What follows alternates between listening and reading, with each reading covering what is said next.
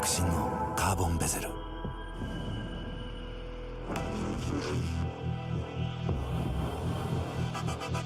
Bluetooth 搭載 G-SHOCK カシオ。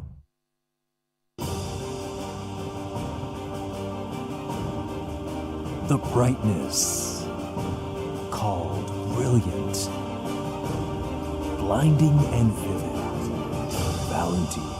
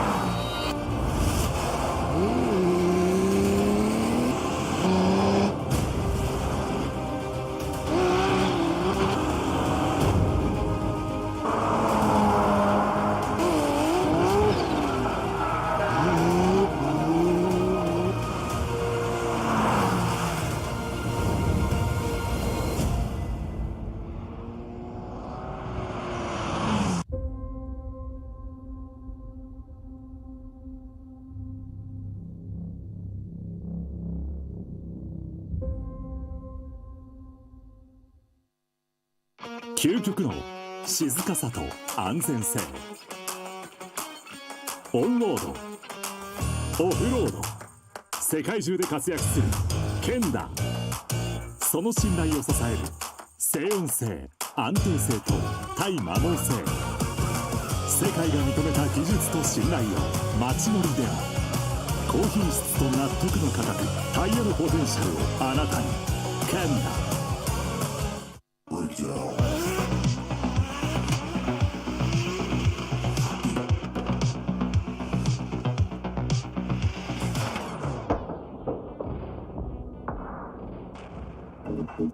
バリのタイヤ。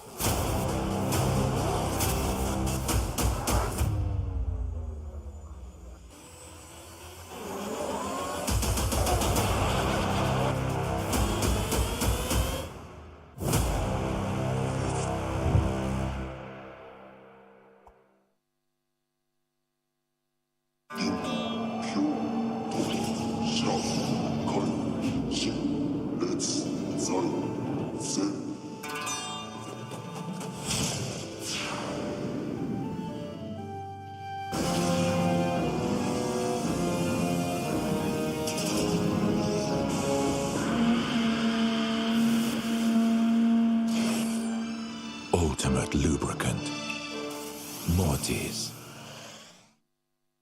What's up, guys? It's Frederick Ospo, and I use RSR suspension on all my drift cars.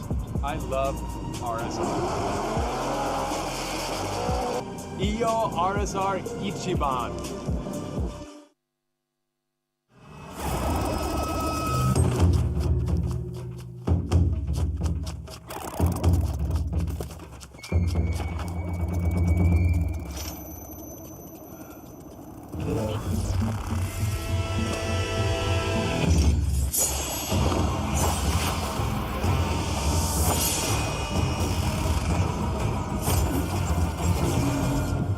Made in Japan. Breed. Had a brand new bending unit all the way through, just throws a on the early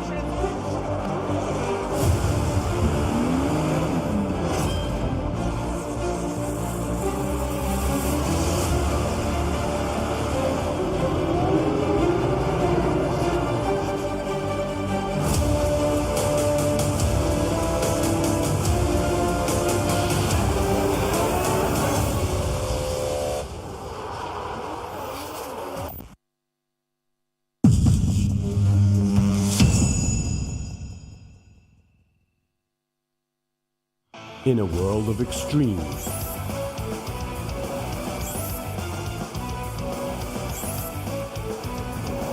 This is where they're refined, the real deal. Cusco. 伝統と革新、小倉クラッチのテクノロジーを凝縮、チャンピオンを取るためのクラッチ、小倉レーシングクラッチ ORC。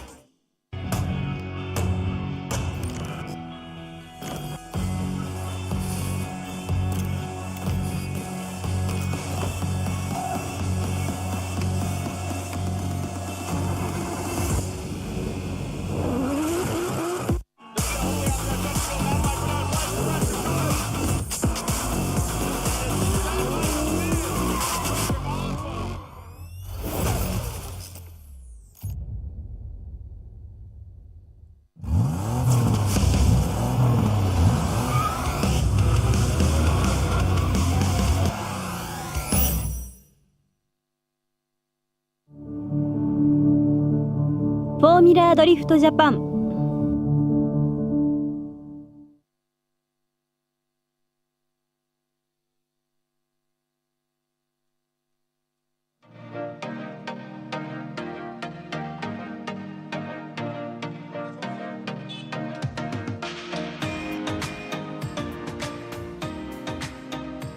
おはようございます。おはようございます。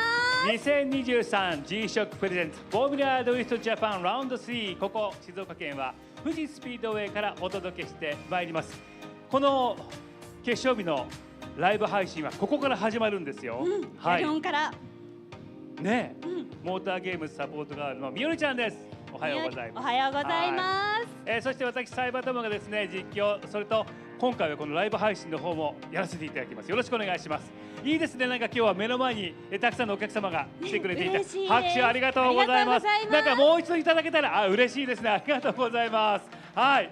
今日はですね、後ろにもこの展示車両が来ていてですね、もう朝からもう大いに盛り上がっているわけですけども、さあ皆さんお待ちかねです。早速このコーナーからお届けしていきたいと思います。キャンゲルオンステージ、大きな拍手お願いします。はい、ということで、さあそれではね、早速どんどんと彼女たちをお呼びしてですね、はい、素敵な笑顔、そしてお写真を撮っていただきたいと思います。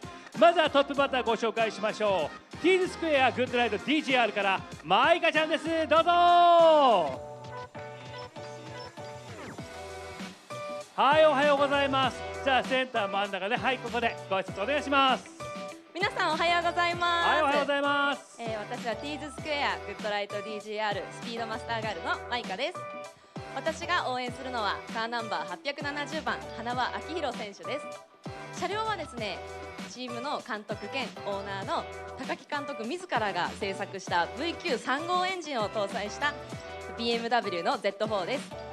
本日はですね、ピットに遊びに来ていただいた方に先着順ではございますが、ポスターのサイン入りポスターの方をプレゼントさせていただいてます。ぜひ30番ピットまで遊びに来てください。はい、ありがとうございます。初登場のマイカちゃんですが、きっちり喋りましたね。はい、緊張しました、それではお写真撮っていただきましょうか。フォトセッションスタート、どうぞ。ね、ティーズスクエア、グッドライト DGR 監督も今お見えになってますけどもね、はい、今回初登場のマイカちゃん、きっちりと仕事をしてくれました。いいね、コメントでしたよね。はい、ありがとうございます。今シーズンもずっと最後まで来てくれるのかな、来てくれたらいいですけどね。はい、さあ皆さんお写真いいですか、よろしいですか。じゃあカウントダウンいきますよ。5、4、3、2、1、終了。はい、ありがとうございました。トップバッター務めてくれましたティーズスクエアグッドライト DGR からマイカちゃんでした。ありがとうね。初めてとは思えなかった。あなた少し勉強した方がいいですよ。後で教わります。はい、さあそれでは続いてご紹介しましょうね。ケノールパフォーマンスオイルからカカちゃん、そして辻門アネラちゃんです。どうぞ大きな拍手お願いします。あ、なんかずらーっとこの特等席で皆さんお顔が並んでいます。ありがとうございます。さあそれでは早速自己紹介お願いします。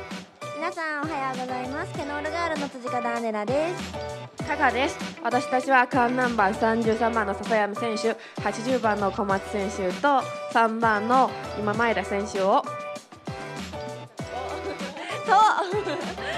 530号車増山選手、111号車日比野選手、61号車山中選手を応援しています。ルームは27度で大活躍しているのケノールオイルは 100% フランス製のレース専用のオイルです。ケノールブースにて特別価格で販売しておりますので、ぜひ皆さんお立ち寄りください。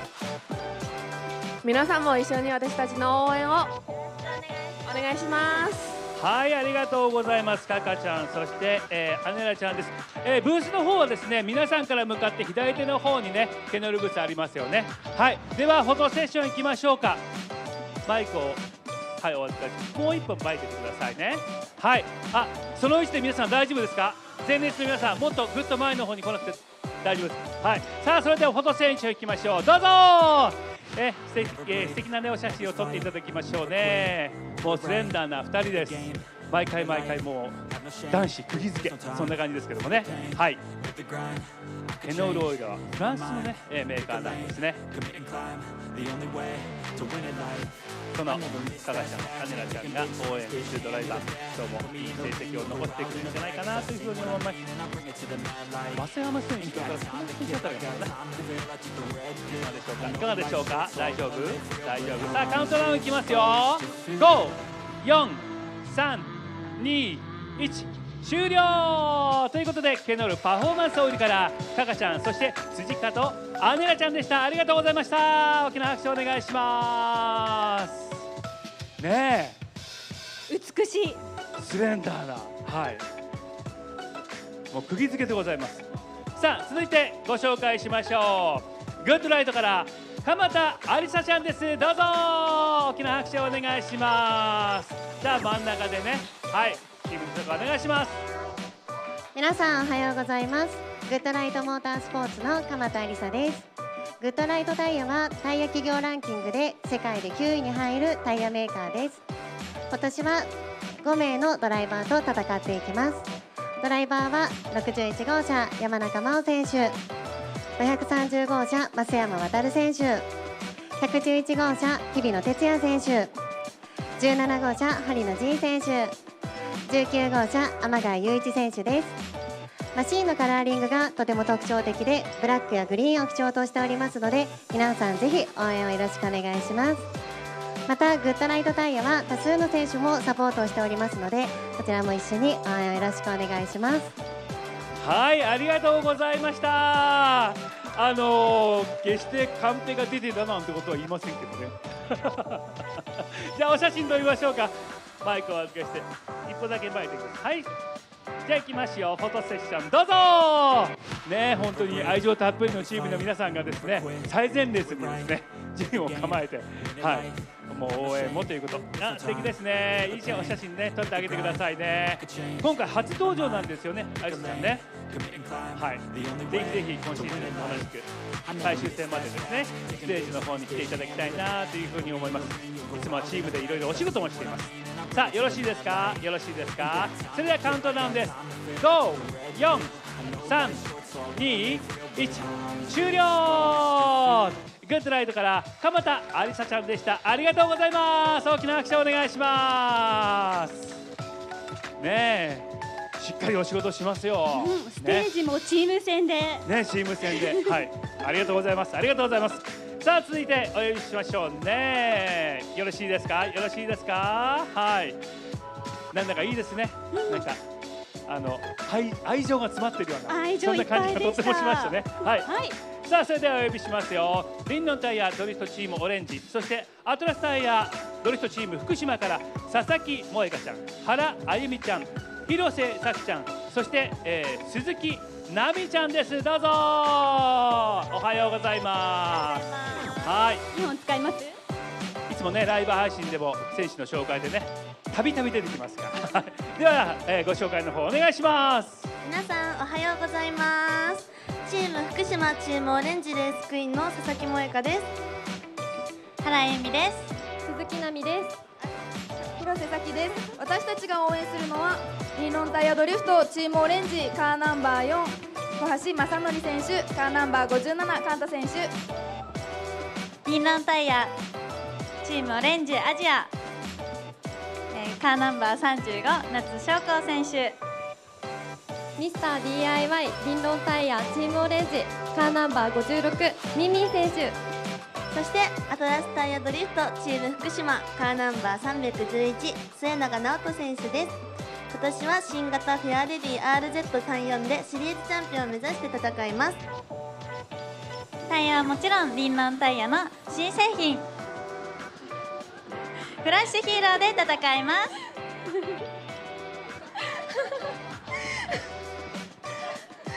私たちと一緒にチーム福島チームオレンジの応援をよろしくお願いします。はい、ありがとうございます。もうちょっとね、ここがセンターだからセンター分けでいきましょうかね。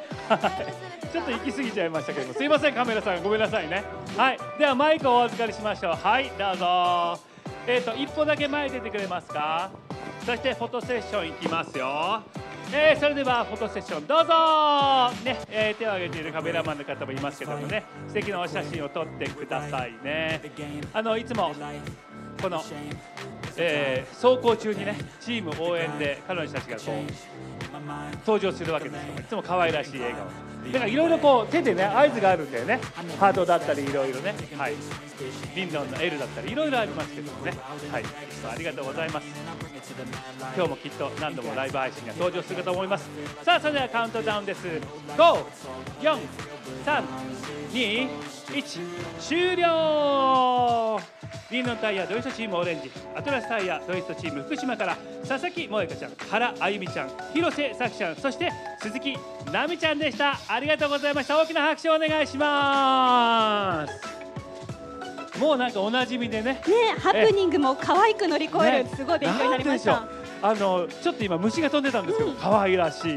あなたのはどうしますか？ってちょっと叫んじゃうかもしれない。よくないですね。ありがとうございます。さあそれでは、最後のね彼女をお呼びしましょうね。いやー本当いろんなことが起きますけどもね、はい。さあ、この彼女もですね、このライブ配信にはたびたび登場してくれますよ。クスコレーシング高崎クスコちゃんから青井ゆきのちゃんです。どうぞね、おしとやかな感じでございます。じゃあ真ん中ですね、ここセンターですよ。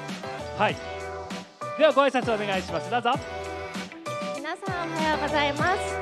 クスコは1977年に創業した総合アフターパーツメーカーです。今年の FDJ では4大体制で参戦します。カーナンバー77番 GR86 草場壮介選手、カーナンバー770番 GR86 金田義達選手、カーナンバー771番 GR ヤリス箕輪博也選手、カーナンバー774番 GR スープラの松山北斗選手が走ります。そして私は今年のクスコのイメージキャラクターである高崎クスコちゃんのゆきのんこと青井ゆきのです。はい、皆様本日もクスコレーシングの応援をよろしくお願いします。はい、ありがとうございました。今日はね福太郎くんは来てないんだね。はい、じゃあマイクをお預かりしましょう。はい、あちら。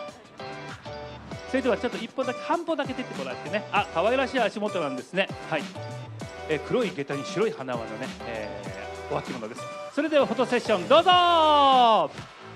ね、いつもちょっとこのね和装のようなね、コスチュームでね珍しいですよね。ぐっと目を引くんですけどね、きっと世界配信の方でもこれはっていうね、そうですね、ちょっとこう注目を集めているんじゃないかなというふうに思いますね。足元も下駄なのでね、はい、可愛らしい感じです。さあよろしいですか、よろしいですか。それではカウントダウンです。5、4、3、2、1終了ということで、クスコレーシング高崎クスコちゃんから青井ゆきのちゃんでした。ありがとうございました。大きな拍手をお願いしますね。とっても素敵な、はい、ゆきのちゃんですけれどもね、はい、あなたのは後でたっぷりどっかのタイミングで撮らせていただきましょうね。やりますか、やりますか、やっときますか。そうか、しょうがないな。じゃあマイクを預かりしましょうね。はい、さあそれではモーターゲームサポートガールの彼女、今日なんで一人なの？いろいろね、相方が体調不良となってしまいまして一人でピットレポート、そしてステージの進行も頑張るので、ぜひ現地の皆さん、配信見てる皆さん、アーカイブで見てる皆さんと FDJ 楽しみたいと思いますので、よろしくお願いします。スピーチ聞いてもらってありがとうございます。とんでもございません。すごい溜めちゃった。はい、じゃあフォトセッション行きましょう。じゃあフォトセッションどうぞ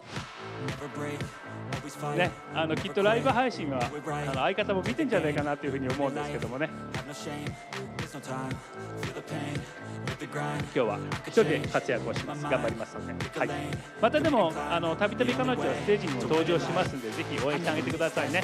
さあそれではカウントダウンです。5、4、3、2、1終了ということで、ありがとうございました。ありがとうございます。さあこの後はですね、いよいよ9時になるとトーナメントが始まってまいります。会場の皆様、それからですねライブ配信今ご覧の皆さんも間もなくですよ。ぜひトップ30に、この決勝ラウンド楽しんで見ていただきたいと思います。お相手は青石みよりと、そして私サイバトムでした。ありがとうございました。ありがとうございました。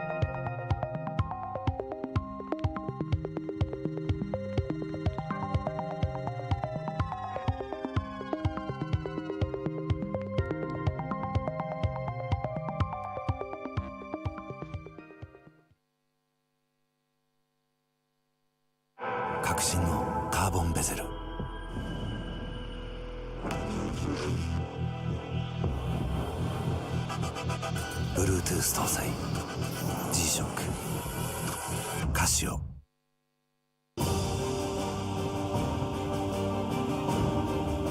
The brightness called brilliant, blinding and vivid. Valentine.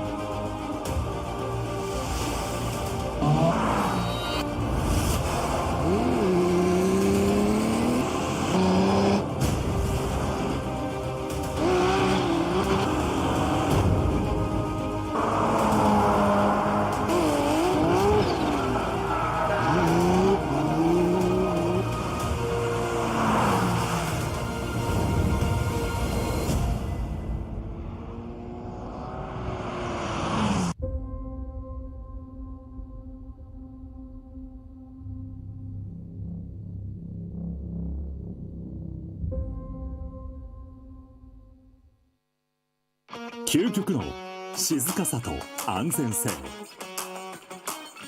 オンロード、オフロード、世界中で活躍するケンダ。その信頼を支える静音性、安定性と対摩耗性。世界が認めた技術と信頼を街乗りである。高品質と納得の価格、タイヤのポテンシャルをあなたに。ケンダ。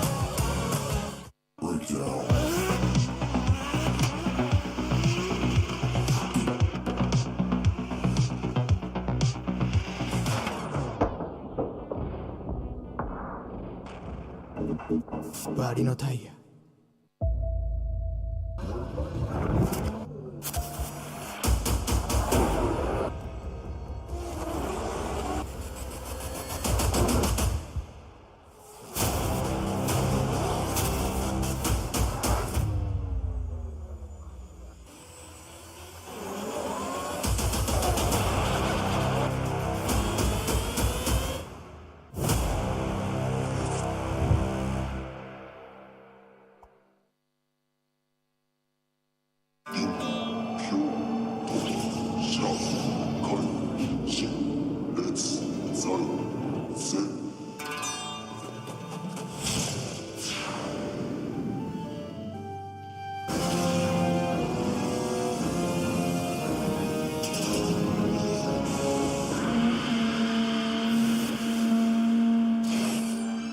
Ultimate lubricant. Mortis. What's up, guys? It's Frederick Gaspo, and I use RSR suspension on all my drift cars. I love RSR. Iyo RSR Ichiban.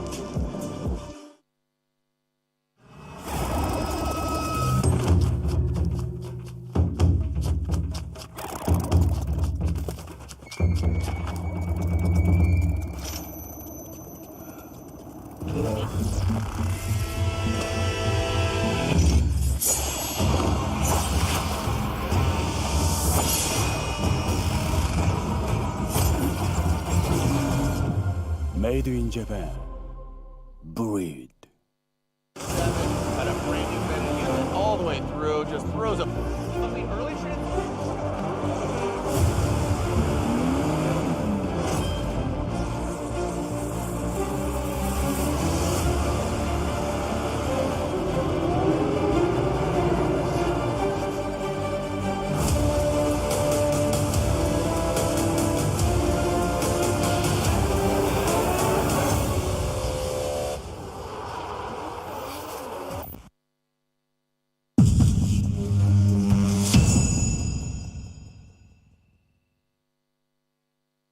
In a world of extremes,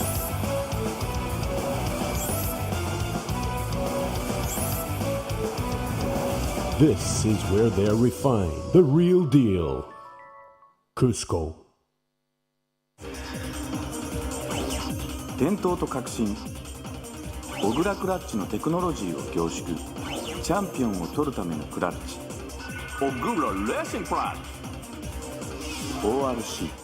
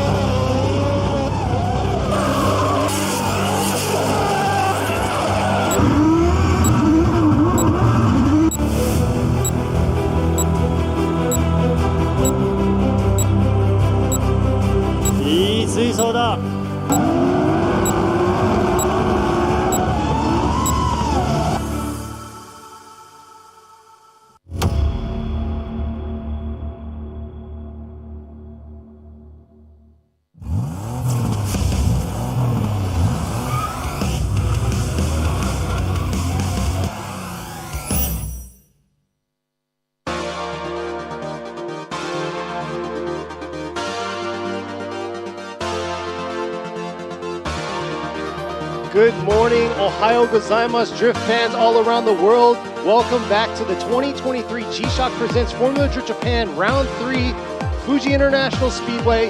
Here it is, top 32. We're going to kick it off. But hey, I got to first off say I apologize for the delay. I know you guys saw the time. We had a little bit of tech difficulties, but here we are. We're going to start us off, get this top 32 started, and man, look at the weather.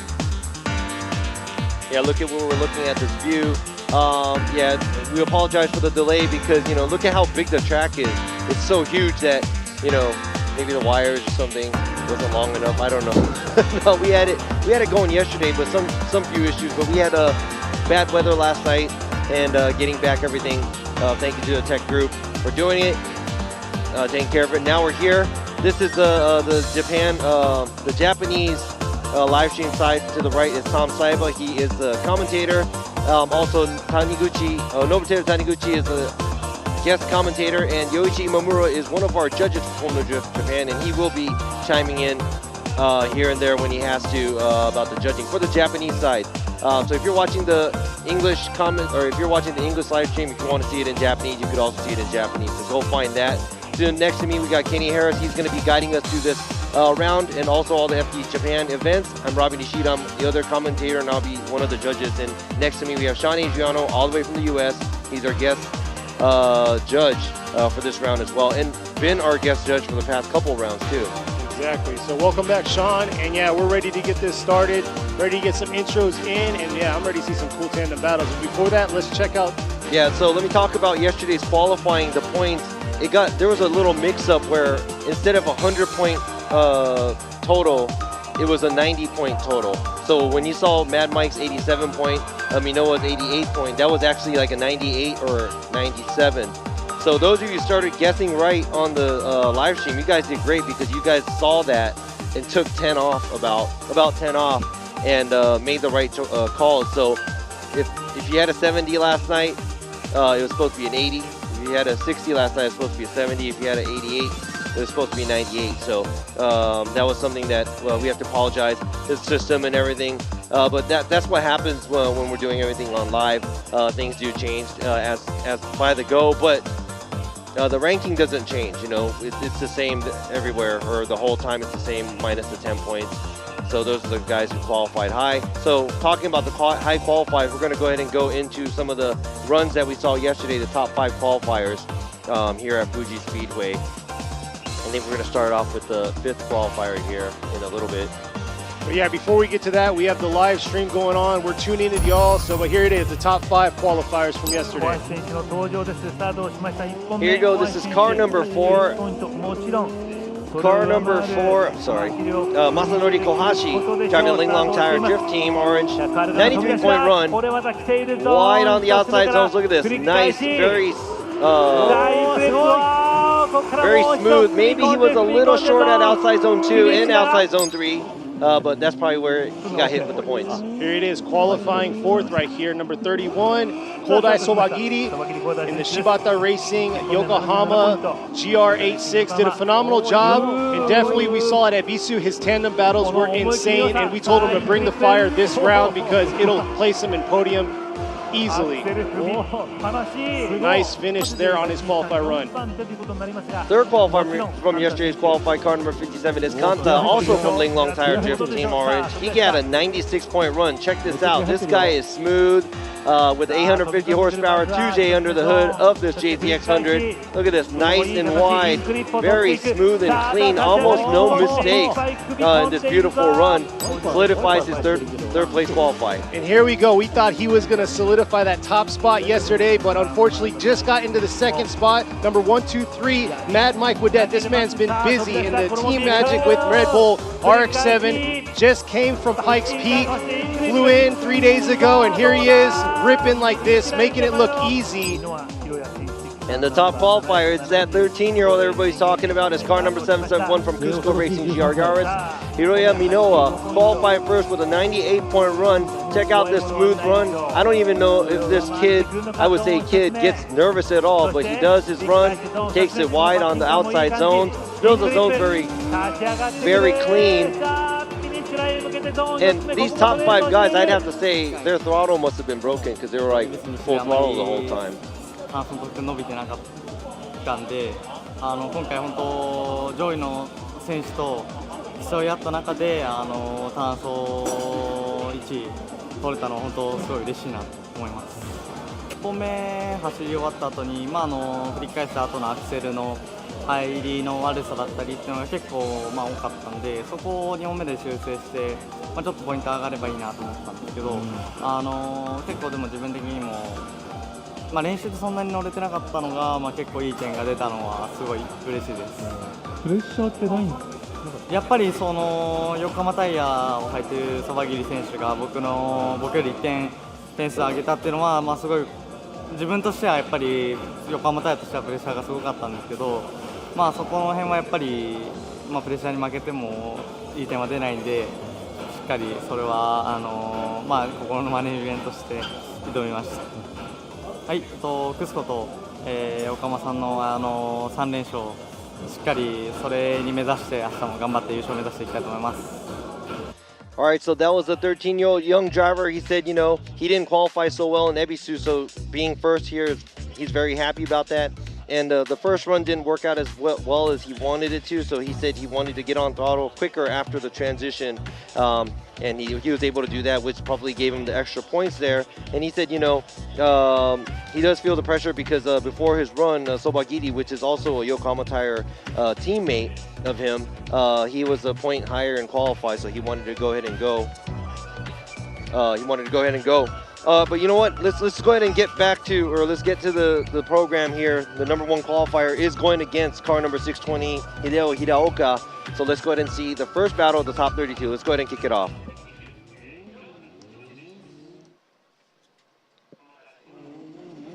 All right, number 620, Hideo Hideoka is going to be in the chase position in the HRK Rapid 8.6 going against Hiroya Minoa in the Cusco Racing GR Yaris. And there you are coming into outer zone 1 here.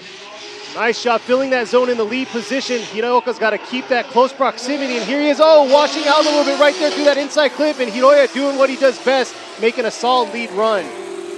Yeah, that was a solid lead run. It even looked like he was taking it easy and not risking it too much. It was very smooth, but it was calculated. So as a lead run, that's pretty much a good run.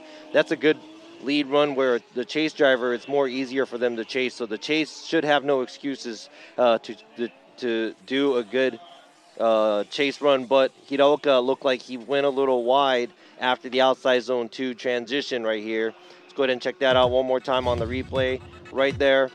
He does wash out a little bit, avoids the cloud, and looks like he was adjusting his steering, shallow up a little bit as he was going wide, and I'm not sure. We're going to go ahead and look at his line, but it looks like he is.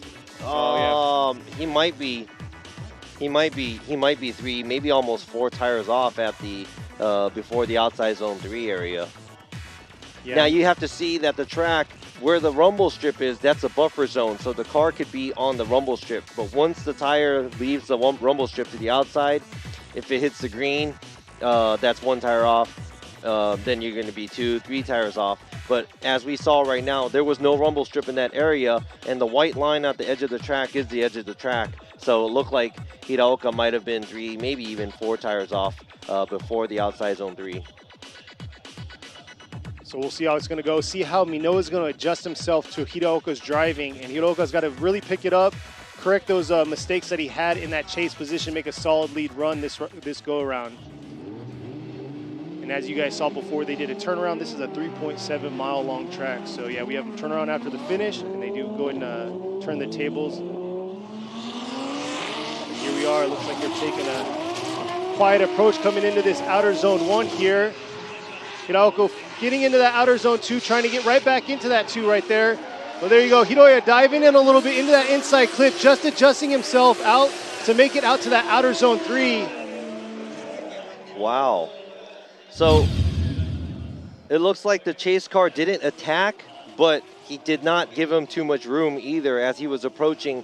Minoa was approaching, trying to chase down Hiraoka. Hiraoka doing his own thing as the lead driver, and right there, Minoa kind of dips the tire on the inside clip area, but he is trying to keep the proximity tight with the lead driver, and Hiraoka, it's a pretty clean run as the lead driver, but I don't know if that's enough to switch to turn over the incomplete that he made as a chase driver. There you are, Hiroya Minoa fans out there. The flag's going. They got the Heyman flag, Hiroya Minoa.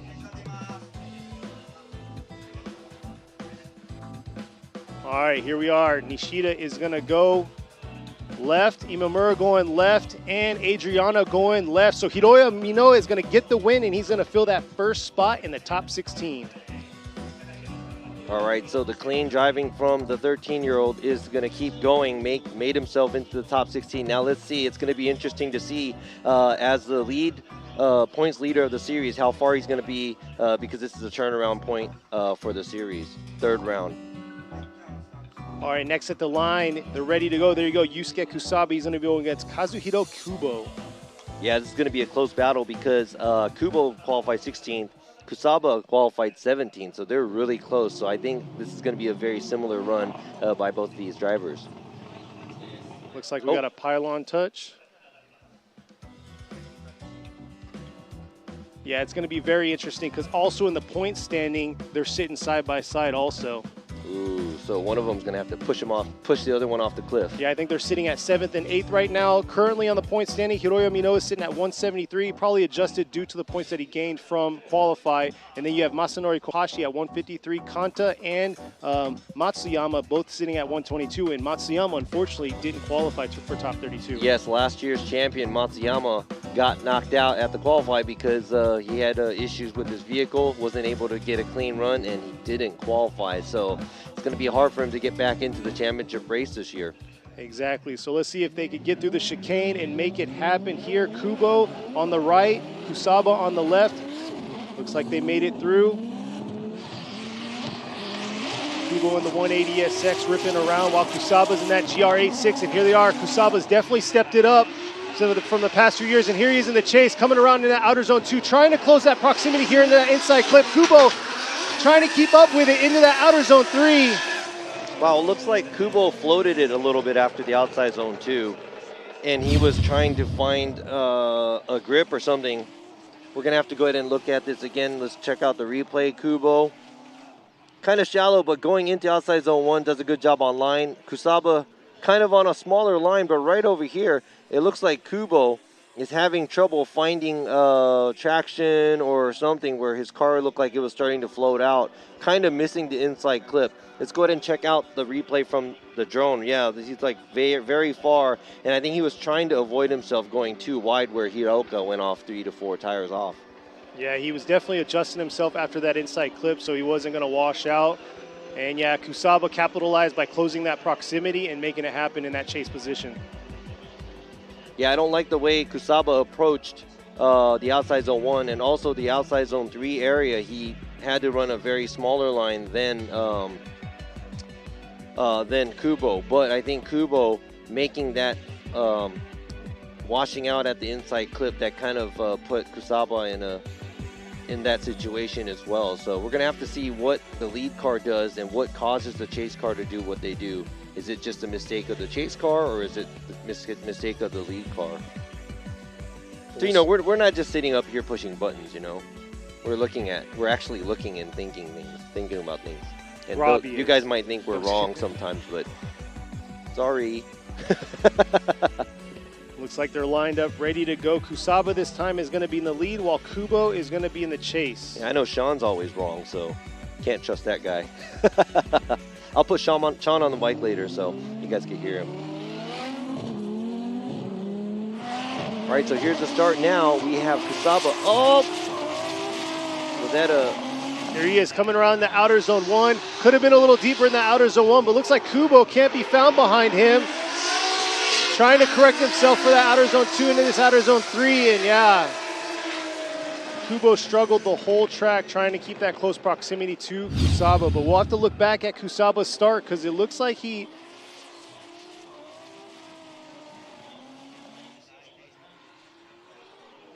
Here he is coming back around. Kusaba filling outer zone 2. Kubo a little shallow.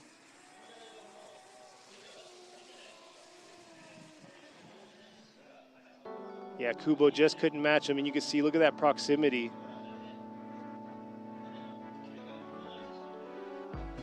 Coming around in this outer zone 3 and all the way through about a bus length between the two. Yeah, judges are just reviewing the entry to Kusaba's into the 3-2-1. They during the drivers' meeting, they told them, hey, no like wavering double entry type situation, because if you tuned in last year the finals, unfortunately it came down to Takahashi and Matsuyama, and they made contact before the 3-2-1 essentially, because Takahashi was initiating in a 3-2-1 and made contact with Matsuyama in the chase. So the chase was at fault because the chase has to let the lead driver be able to initiate and get into the zones. But unfortunately, that contact happened, which pretty much negated that run, and it came down to Kazumi Takahashi winning last year here at Fuji, and that was the last round, round 6. Here's another replay, them coming back around.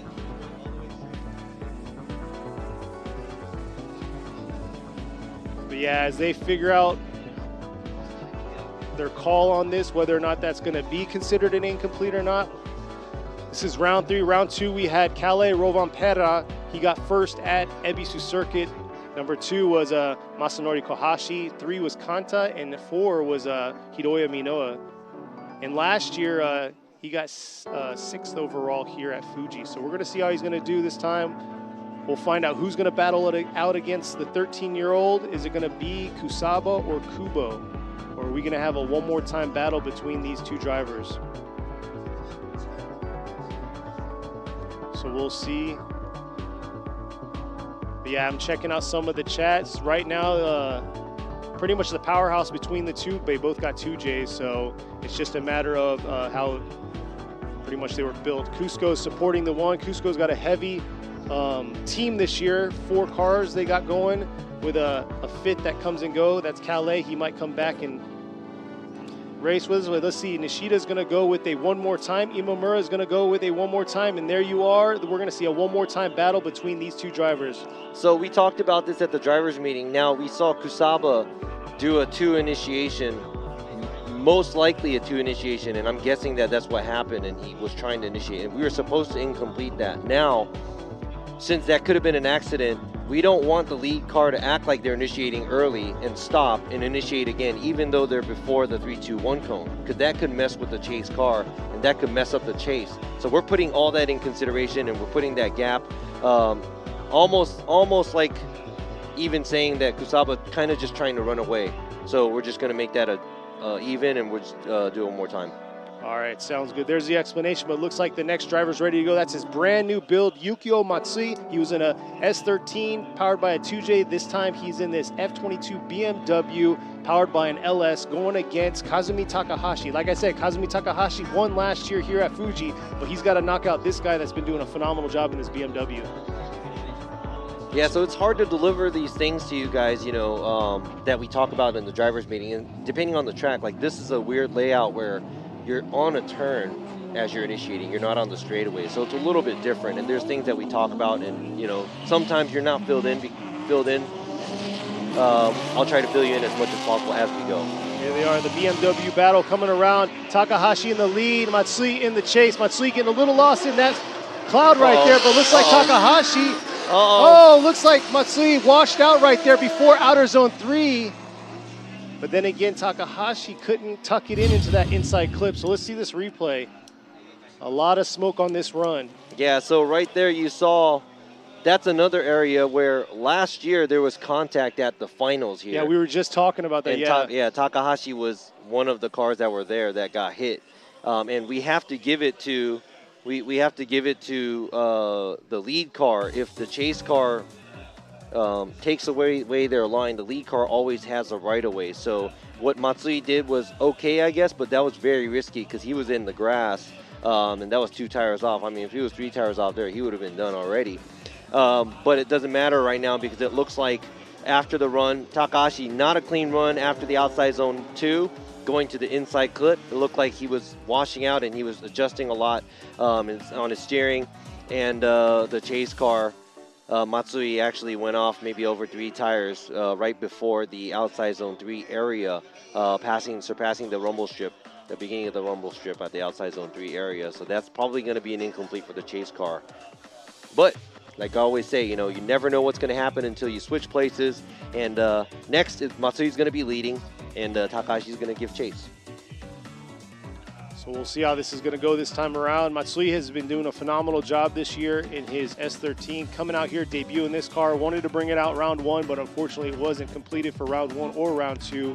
Finally making it out. He did a phenomenal job in qualifying and has just been doing a pretty good job overall in practice. So we'll see how he's going to do on his lead this time, but man, that chase was not ideal for what he wanted. Yeah, you know, I would have never imagined that we're going to see a BMW battle in Japan because they were stuck with the GTX and S15 for so long. But here we are, we're seeing it right now. Matsui in the lead, nice job filling outer zone 1, bringing it back around to this outer zone 2, and here he is hugging it into this inside clip. Takahashi just finding his way through that smoke cloud into this outer zone 3.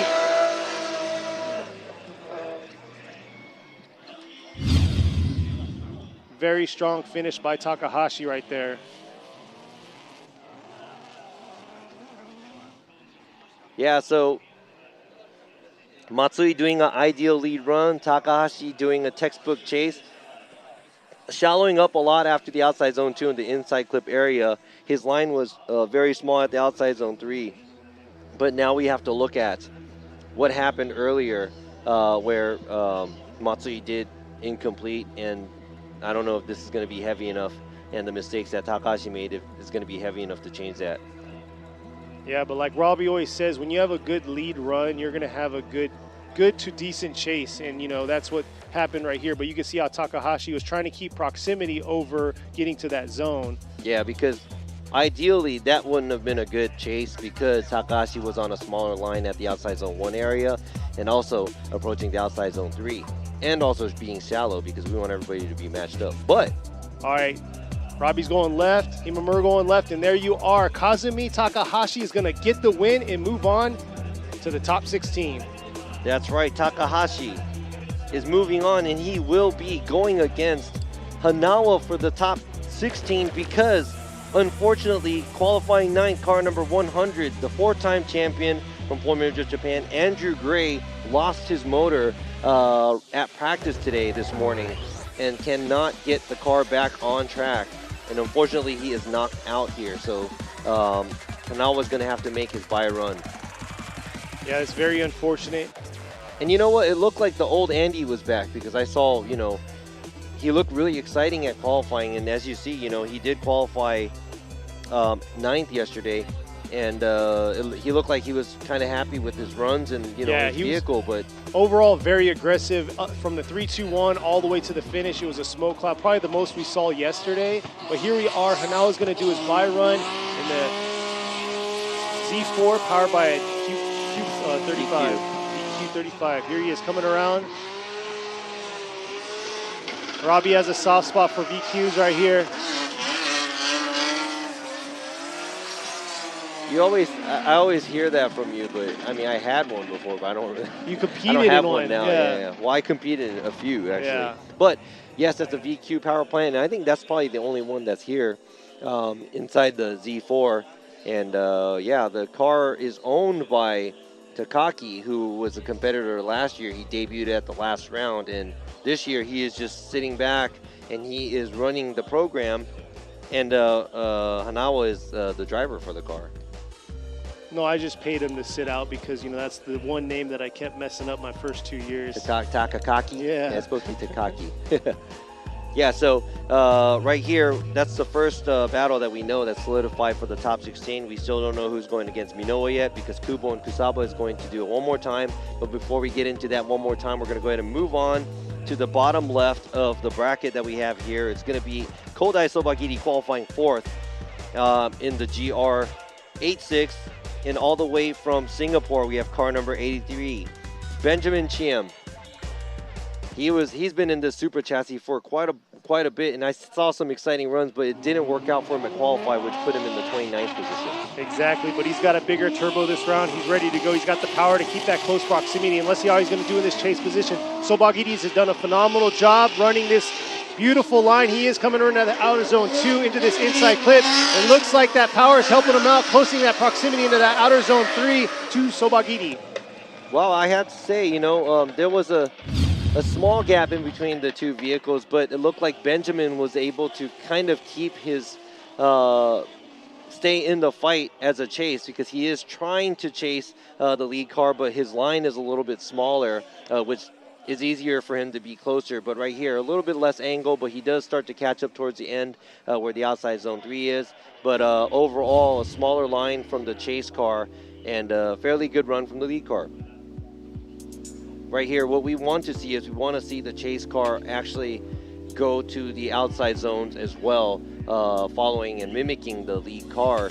And right here, you can probably see it better here where Benjamin is on a smaller line to keep that proximity, to stay in that area where he can try to keep up or catch up to Sobagiri. But Sobagiri making the right choices at running the outside lines where he's supposed to be at and doing a good job as a lead driver. I think that's probably going to be a common denominator out here. This is a very fast-paced track. I mean, you could see it on the screen. It's pretty much a straight shot from outer zone 1 to 2. So you're going to see probably a lot of the chase drivers cheating the line in order to keep that close proximity and not get ran away. But we'll see here. Sobagiri did a phenomenal job at round 2 at Bisu in that chase position, doing solid tandem battles. And we told him that we were like, carry that on to the rest of the season because that's what we want to see, because you were probably one of the most exciting runs we saw in that chase position. Yeah, I'd say him and Kale's tandem at Ebisu was probably one of the best tandems I saw at the round. So we'll see here this time around. Benjamin's going to be in the lead while Sobagiri is going to be in the chase.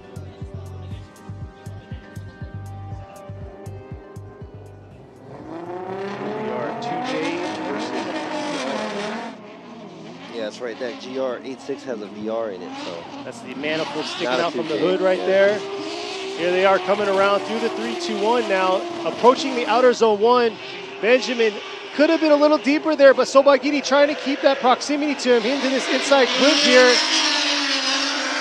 It looks like Benjamin just ran away just a little bit through that outer zone 3. Yeah, we're going to go ahead and look at this replay. But right here, talking about proximity, Benjamin seemed like he was closer in the lead or I'm sorry, closer in the chase, but at the same time, Sobagiri, as you can see, his car disappears a few times because he's in the smoke, but he's trying to stay on the same line as the lead car, and that is probably, and right there, Benjamin, when he was coming off to the outside zone 1, he had to readjust his angle. Maybe we can catch that in the on the replays. So as the lead driver right there, does a fairly good job at outside zone 1 and 2, hits the inside clip, but right here at the outside zone 3, he does, like you were saying, he kind of almost wants to run away from the chase car.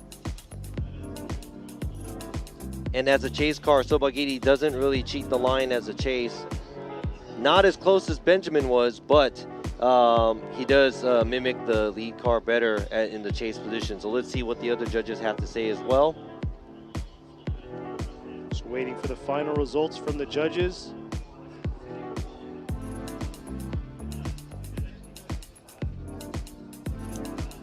This will be the first car moving on in that bottom left of the bracket. And if you need the bracket, it's right there in the chat. Just click on the link and you'll check out the bracket and see what we're talking about and what drivers are up next.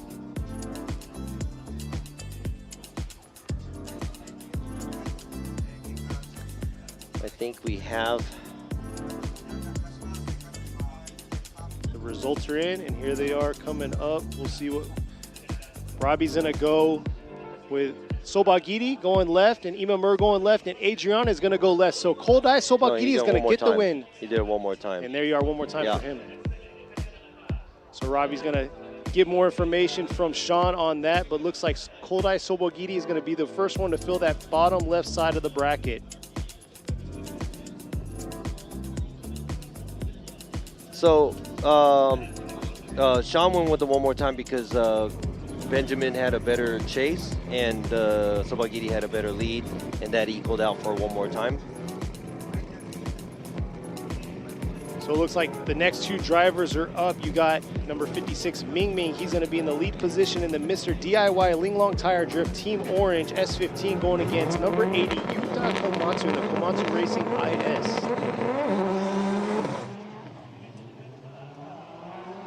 Ming Ming, he's a 2022 Thailand Drift Champion, coming out in the lead this time, bringing it into this outer zone 1. Komatsu's got to close this proximity right here through the zone, bringing it back around into this outer zone 2. And here he is, diving in on him right here through the inside clip. Not letting go, bringing it into this outer zone 3. Wow, so looking at that run, it looked like Komatsu started to creep up on Ming Ming after the outside zone 2. Let's go ahead and check this out. Right here started, ooh. Got to double check that initiation by the chase car again, but right here, looked like Ming Ming had to pause and wait and look for traction when he was approaching the inside clip, and that's where Komatsu was able to catch up.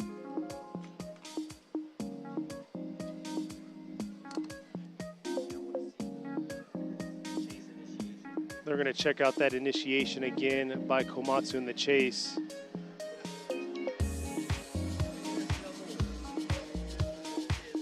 A little wavering by Komatsu in that chase right there from the inside clip to outer zone 3.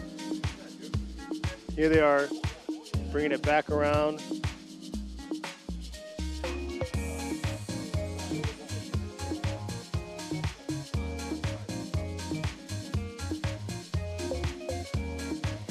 Yeah, so we're suspecting Komatsu not initiating where he's supposed to be. We're going to have to double check this again right here. We just want to see the beginning part right there. He's trying to initiate, and it's very, very shallow, and he's just pretty much gripping it on the inside. So we have to keep that in mind as well now when the car, the tables are turned.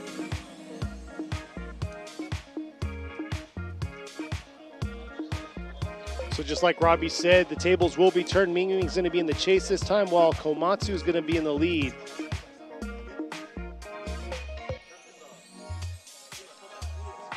So yeah, for the judges, they can't see the 3-2-1 cone. We could just see the 1 cone right before the bridge in outer zone 1, but we see outer zone 1 and outer zone 2 very clear. We can see how much angle they throw, how much they kick back. And then inside clip 1 and outer zone 3 are right there to the right of the judges.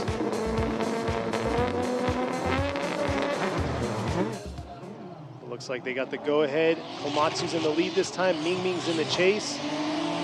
Bringing it around to the 3-2-1. Nice job through outer zone 1 right there by Komatsu in the lead, bringing it back around. Ming Ming taking a lighter line right there, bringing it back around to the inside clip to outer zone 3, and fell behind after that inside clip. So we'll All right, now, yeah, we're gonna have to check out the replay here. Both of the cars initiating. Komatsu, a better job in the lead right here at the outside zone 1 and 2. Nice way of putting the angle. And it looked like Ming Ming is nowhere to be found. So not too close in proximity.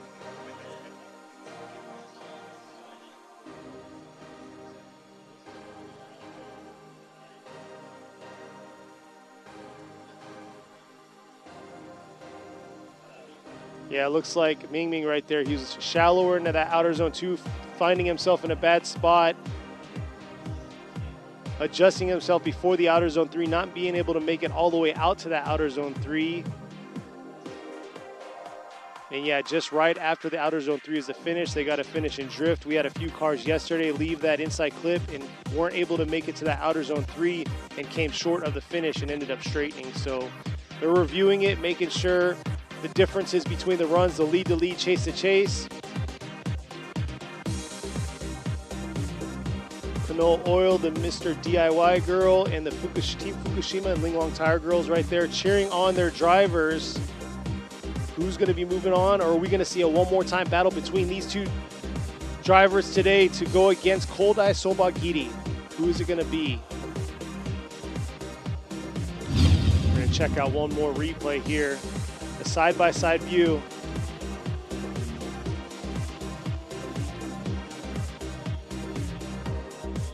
You see Komatsu was very aggressive on the outer zone 1 and then the flick into that outer zone 2.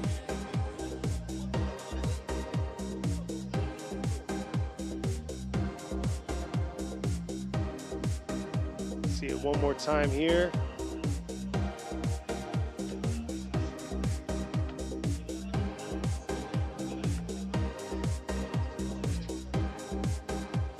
We'll have to see, because yeah, Ming Ming was kind of like wasn't even present in that outer zone 3, but at the same time Komatsu kind of made that mistake on I think this is gonna, once again, going back to what we were talking about the drivers meeting too, as a lead car we're suspecting Komatsu not initiating where he's supposed to, and that's pretty much an incomplete. We were talking about the incomplete. We almost one more time this one, but and there you go. Yeah, there you go. It's Ming Ming's gonna be getting the win, and Komatsu pretty much gripping it up too much from the initiation. And also when he was leading, he looked like he was initiating, then didn't initiate, and then looked like Ming Ming started to initiate. It's almost like fishing the driver into initiation, and you don't, we want a fair run, and maybe that was an accident, maybe that's not what happened for Komatsu, but at the same time we would have to pretty much almost incomplete his chase run because of the way he initiated, and he was pretty much grip driving on the inside when Ming Ming was already initiated past the 3-2-1 cones.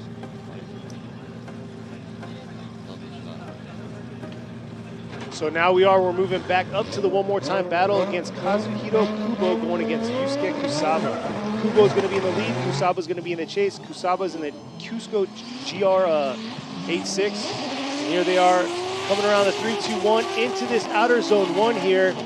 Nice job by Kubo, bringing it back around to this outer zone 2.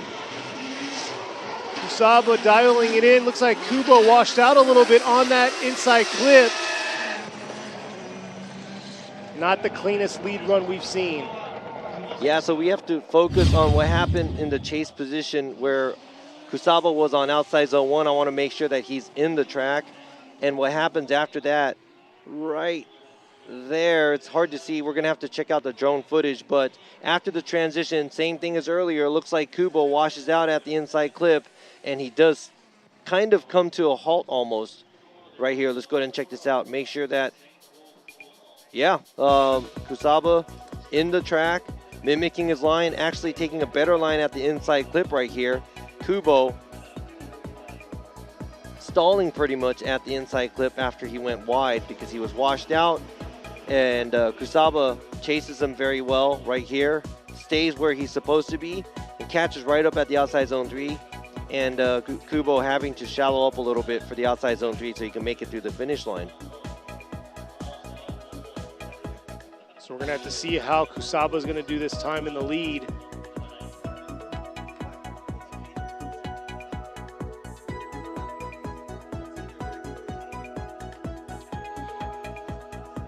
Cusco girl cheering on Kusaba. See if he's going to move on, and is he going to go against his teammate Hiroya Mino, or is it going to be Kazuhiro Kubo?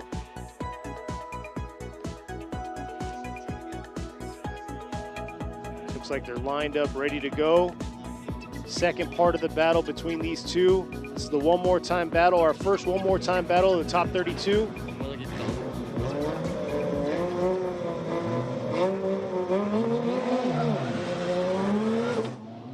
We'll see how Kusaba is going to do this time in the lead, approaching the 3-2-1, coming around the bend here into this outer zone 1. Very aggressive, nice job. Oh, right. Kubo washing out right there through outer zone 1, trying to adjust himself to get back into it, but it's already too late. He dipped 4 tires. Very unfortunate for Kubo.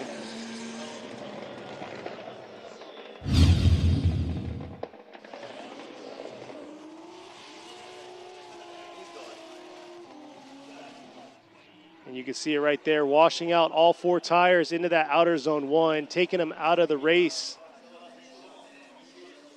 Yeah, that was well, this is going to be an easier one for us to choose, I guess, because, you know, that was probably pretty much more than 3 tires off of the track for Kubo in the chase position.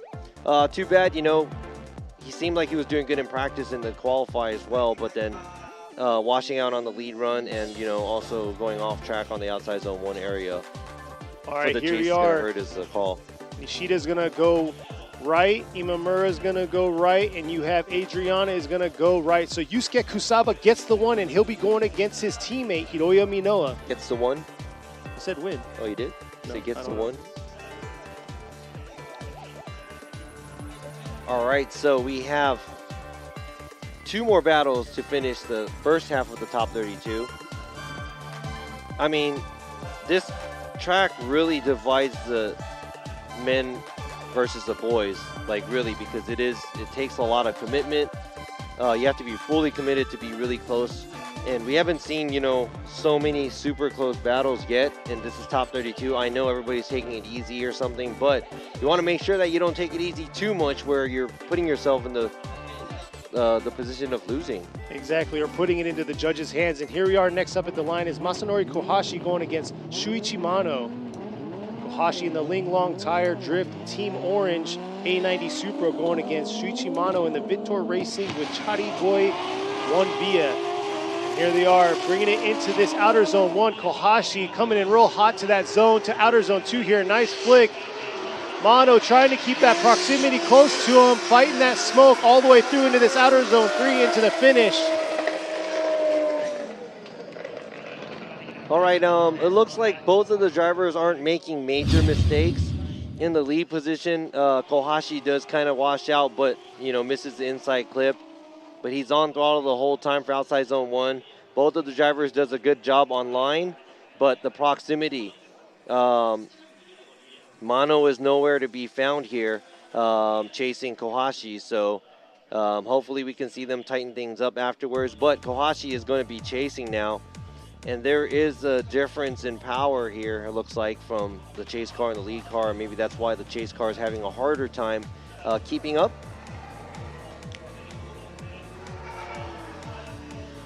But we'll go ahead and see what's going to happen now, because Kohashi is going to be chasing. Now, he is a very good chaser as well, so this is going to be something you want to make sure that you don't want to miss this, because he's going to be probably chasing down Mano, and I know he's the type of driver that's probably not going to sit back and just chill. But we'll see, like we've always seen before, anything can happen. Yep. Kohashi's got to keep it together while he chases down Mano. but he did definitely have a solid lead run. And they are turning it back around. Like I said before, 3.7 mile international circuit out here at Fuji International Speedway. Beautiful facility. Love coming out here. We have a car show going on, so if you're in the area, stop by, say what's up, check out the cars, and check out some drifting. Yeah, exactly. If you're in the area, it's family friendly today. Yeah, it is family friendly. All right, now we're going to see Mono lead, and Kohashi's going to give chase. Here they are coming around the bend to the 3-2-1. Mono bringing it around. Kohashi playing a little easy behind him, trying to get that proximity. Looks like he took a shallower line at outer zone 1, coming back around. Mono, nice job in that inside clip, bringing it back around. Kohashi taking a real shallow line in that outer zone 3.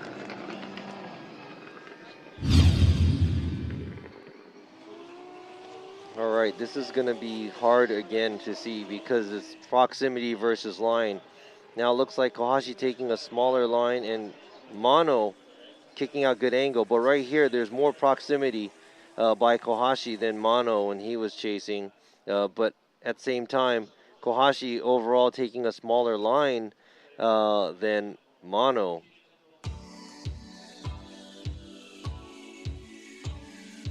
In the smoke screen here. Man, this is going to be hard again. I mean, here he's bringing it back around. Mono, nice job in that inside clip. Kohashi a little bit outside of it, and then right there you can see how he took a shallower line in that outer zone 3. We'll have to see this side-by-side view, the lead-to-lead, chase-to-chase, and like we said, anything can happen, and hopefully Kohashi didn't make the big mistake right here of, you know, not being able to get to that inside clip and then following through all the way out to that outer zone 3. And there you are, the Linglong Tire Drift Girls with the Team Fukushima and Mr. DIY. So we're awaiting the side-by-side so these judges can make the right call on this.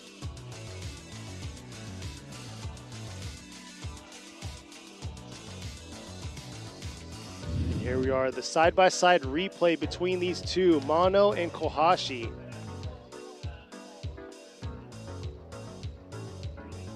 And they are bringing it back around. Mono filling that outer zone 2 beautifully through that inside clip.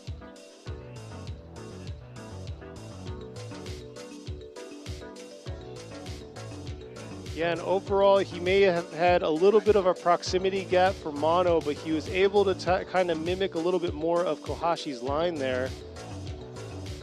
Yeah, so this is going to be a textbook call for us because it's one or the other. Obviously, it is one or the other for all the calls, but let me go ahead and explain to you after we do show you what's going on. Here we are. Nishida is going to go one more time. Imamura going with a left, and then we have Adriana go one more time. So there we are. We're getting a one more time battle. So let me explain what happened is Imamura probably went with the proximity, but me and Sean went with Mono had a better lead. He had a nicer flick at outside zone 2. He hit the inside clip, and he made it all the way to the outside. Now in chase, he was nowhere near the lead car. But Kohashi at the same time when he was giving chase, he was closer, but he had to chase. He had to cheat the line at outside zone 1, and he did cheat the line a lot at the outside zone 3. And just taking everything into consideration, we're gonna have to see that one more time. All right, before then, here it is. This is supposed to be the last battle on the left side of the bracket. You got Ken Gushi leading while you have Yukio Fausto in the chase. And here we are. Let's see this smoke screen coming around into this outer zone 1 right here. Gushi unable to make it all the way out to that outer zone 1. Yukio Fausto keeping that close proximity back around into this inside clip into the outer zone 3.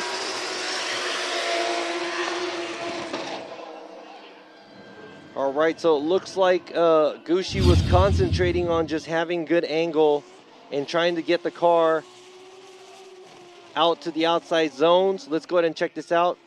Good amount of angle right there. Could have been a little wider, but right there, he does make it to the edge of the asphalt pretty much, so could have been a little bit wider, but does a good job at outside zone 2. Now, while we're talking about the lead run, let's go ahead and see what Fausto is doing in the chase position right here. Doing the transition about the same time, having to run a slightly shallower line, but I would have to say that's not to the point where we saw some of the drivers that we seen earlier where the car was obviously on a smaller line. So we're going to have to see what Fausto is going to be doing in his lead position and how Kengushi is going to give chase. Fausto has a deep fan base today, online and out here in the crowd. We're going to see how he's going to do. He's in the Side X Japan with Cylon Tire and Liberty Walk. Got that aggressive Liberty Walk kit, and then right there you could see the IS 500 that Kengushi is piloting. It's the Team Kazama with Power Vehicles car. Insane build, very light, but big body. So we're going to see how he's going to go on his chase going against Yukio Fausto.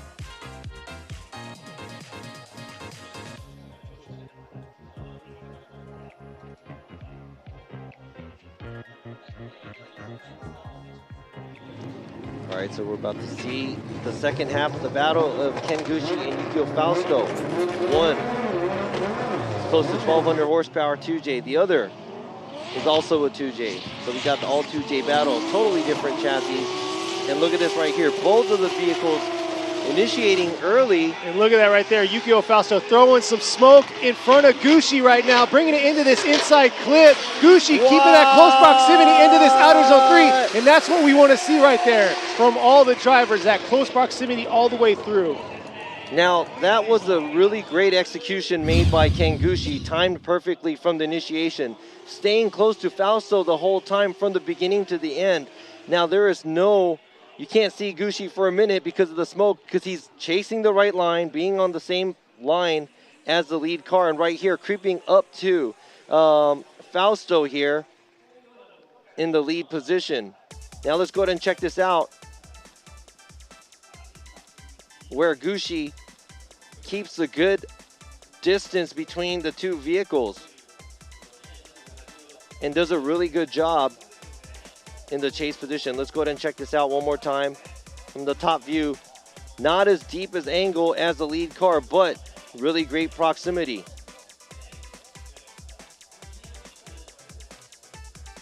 We'll see what the judges' call is going to be on this.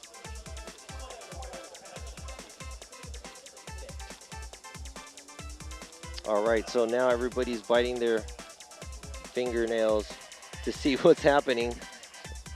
We're still reviewing some replays here, so.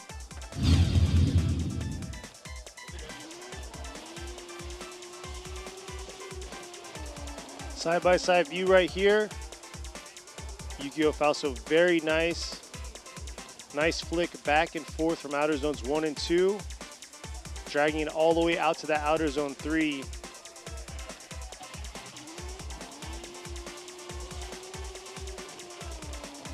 We'll see here. Here's another view of it.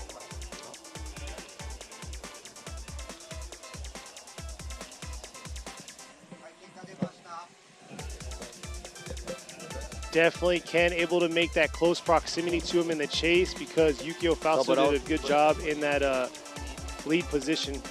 You can see right there again. Nice angle there from outer zone 1. So we'll see here what the results will be for the judges. Nishida is going to go one more time. Imamura is going to go left, and Adriana is going to go left. So it looks like Kengushi is going to get the win on this battle. All right, no, I was going to turn back and say Gushi for this one, but it went one more time. This came out a little bit better. Now we're going to talk about the proximity, because both of the lead runs were very, very similar, and we just went back and reverted into just the chase runs. And I think that's what happened with the other judges, where they looked at just the chase runs now, because both the leads were pretty much even. And in the chase position, Kengushi did a better job mimicking the lead run, and pretty much that's why they went that way. So here you are, the next one. We're on the right side of the bracket now. You got Mad Mike Woodette going against Tomoki Tanaka. Here they are, bringing it around to this outer zone 1. Mad Mike coming in beautifully into that outer zone 1, bringing it back around to this outer zone 2. Hugging that inside clip, and Tanaka right there just washing out from that inside clip to outer zone 3. Huge mistake by him in the chase. Mistake. Tanaka almost went out, and towards the end, he tried to keep the drift, and he went way on the inside after he went way wide out, or out. Right here, the pace is already set by the lead driver, Mad Mike Widet. Doesn't do a good job at the outside zone 1 as a line. Doesn't go as wide as he's supposed to, but he does keep it close on the inside clip.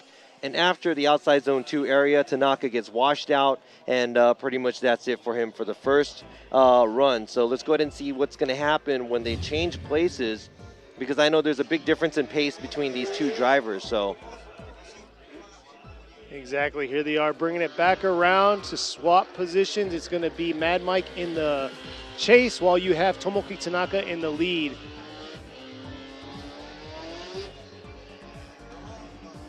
And also look like Tanaka doesn't initiate. He looks like he had to reinitiate again in the chase position as he was passing the 3-2-1 cone. We'll have to check that on the replay. Yeah, Mad Mike's been a busy man so far. It's a busy year for him. He just came from Pikes Peak. I think it was 3 days ago, he said. And yeah, he's just been doing it all. Driving the new Mazda 3 built by Team Magic. 4-rotor twin turbo, just like this RX-7 right here, 4-rotor twin turbo, making it happen. All right, we'll see how he's going to adjust himself to Tanaka's driving, who's going to be in the lead this time around.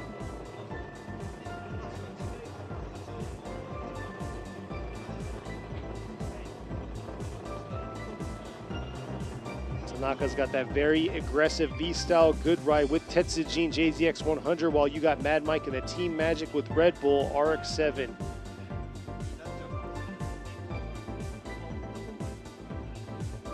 They're about to get the go-ahead to start this. All right, looks like both drivers are ready. We're going to see the second part of this battle. Mad Mike Widet is in the chase position going against number 5 Tomoki Tanaka in the lead. Around to the 3-2-1, bringing it into this outer zone 1 here. Tanaka taking it out to the rumble strip there to outer zone 1, bringing it back around. And look at Mad Mike close that. Oh, huge correction right there by Tanaka in that inside clip. Not able to reinitiate to that outer zone 3, and Mike right there just hunting him down the whole way through that track. All right, this is something I want everybody to see, where Mad Mike, he initiates pretty much same from the beginning, and he kind of has his own line in his mind, so he knows where he's going. So he's pretty much doing the similar thing as his lead run in the chase position. So he makes his adjustments as he's going, not trying to do everything the chase car or lead car is doing from the initiation. He has his area where he starts to initiate the same. It's almost like a ritual, and he did it before. I mean, he initiated before the lead run or lead car because he knew where he wanted to go. All right, Nishida's going to go left, Imamura is going to go left, and Adriana is going to go left. So Mad Mike Widet is going to get the win and move on to the top 16.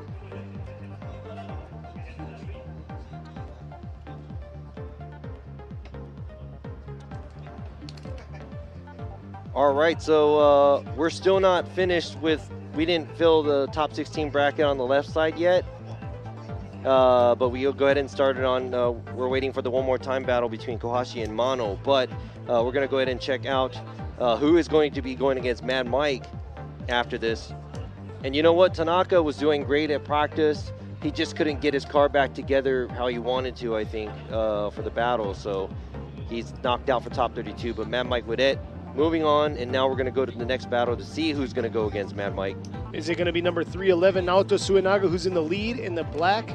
Looks like 400Z, but it's actually the same 370Z chassis as last year, or is it going to be number 125, Yoshichika Tamagawa in the Car Guy Racing JZ80 Supra? We'll just call it the Z34 because they are both true. And here they are coming around through the 3-2-1 into this outer zone 1. Suenaga, oh, looks like he had a little bit of a bobble there into that outer zone 1, bringing it back around this outer zone 2, but Tamagawa is nowhere to be found behind him, leaving about a 2 to 3 car lengths gap between the two. And we talked about it during qualifying. It seemed like Tamagawa's been struggling a little bit this year compared to the previous years. Yeah, I want to shine some light on Tamagawa right there. Yeah, he understeers past the 3-2-1 cone, so pretty much that's going to be, I mean, something similar to an incomplete because he's not drifting where he's supposed to be. Now, looking at the lead car, Suenaga, like you said, there's a slight bobble at the outside one area. But if you compare his outside zone 1 and 2 area angle, it is pretty shallow. And watching that as the angle judge yesterday, right here, I don't even know if that was a straightening or not. That was not pretty.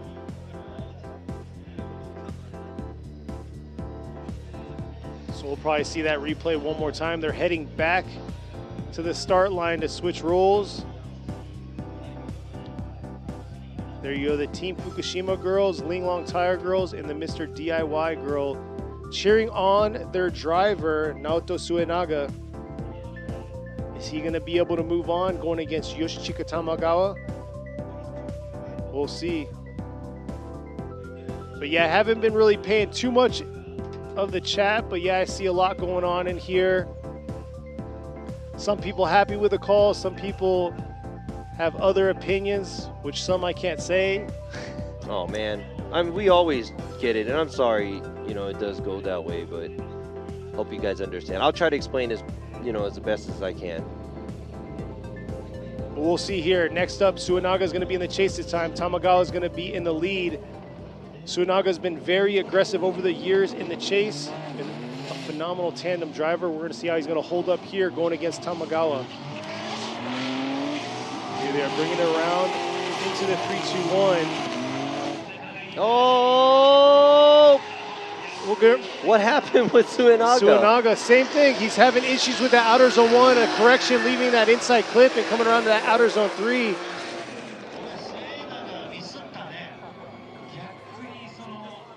Yeah, not sure something's going on with Suenaga or not, because once again, he made a mistake. It's just, I think he's gripped up too much.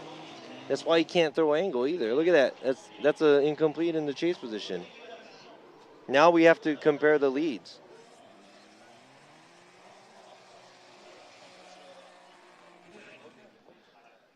Here is another replay. You can see Suenaga dipping tires, lacking angle all the way through outer zone 2, trying to catch up and making an adjustment right there, leaving that inside clip. Okay, so now since both of the vehicles pretty much incomplete in the chase position because Tamagawa not initiating where he's supposed to, he kind of drove through the 3-2-1 cones and kept going straight.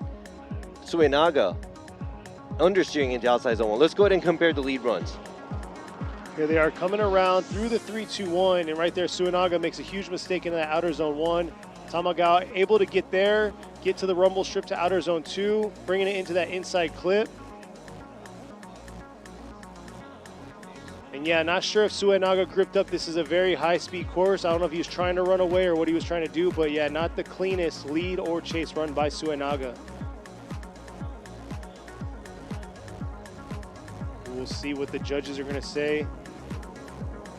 And talking to the other drivers yesterday and the previous day, they said the elevation change of this course is insane. Going from uphill to downhill, back uphill to outer zone 2, bringing it back downhill a little bit through that outer zone 3. All right, this is a tough call again. I mean,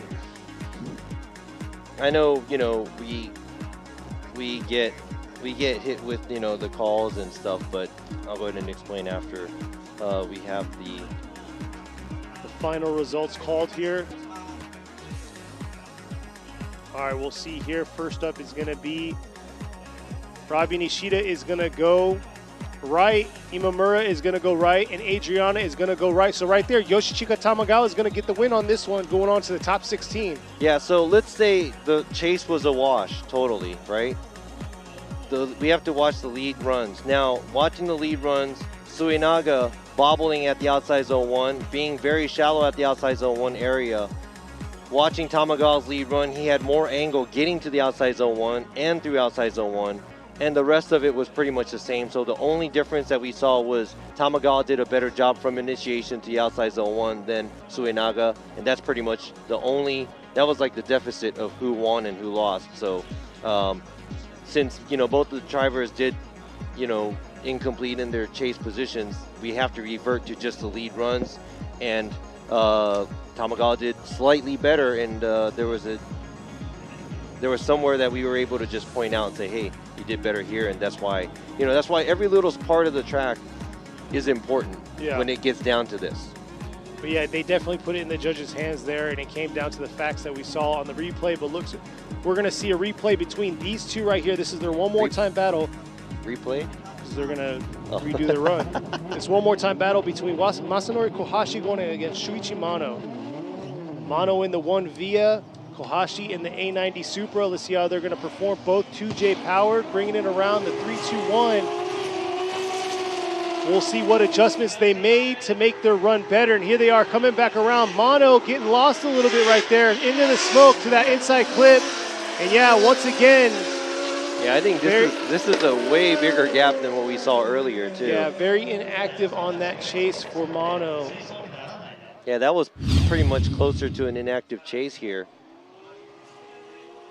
Now, this kind of shows maybe the grip and the power difference that we have in these two cars. Mano trying to stay on the same line, but there's like zero proximity here in between these two cars. And it looks like it's doubled from what we saw earlier.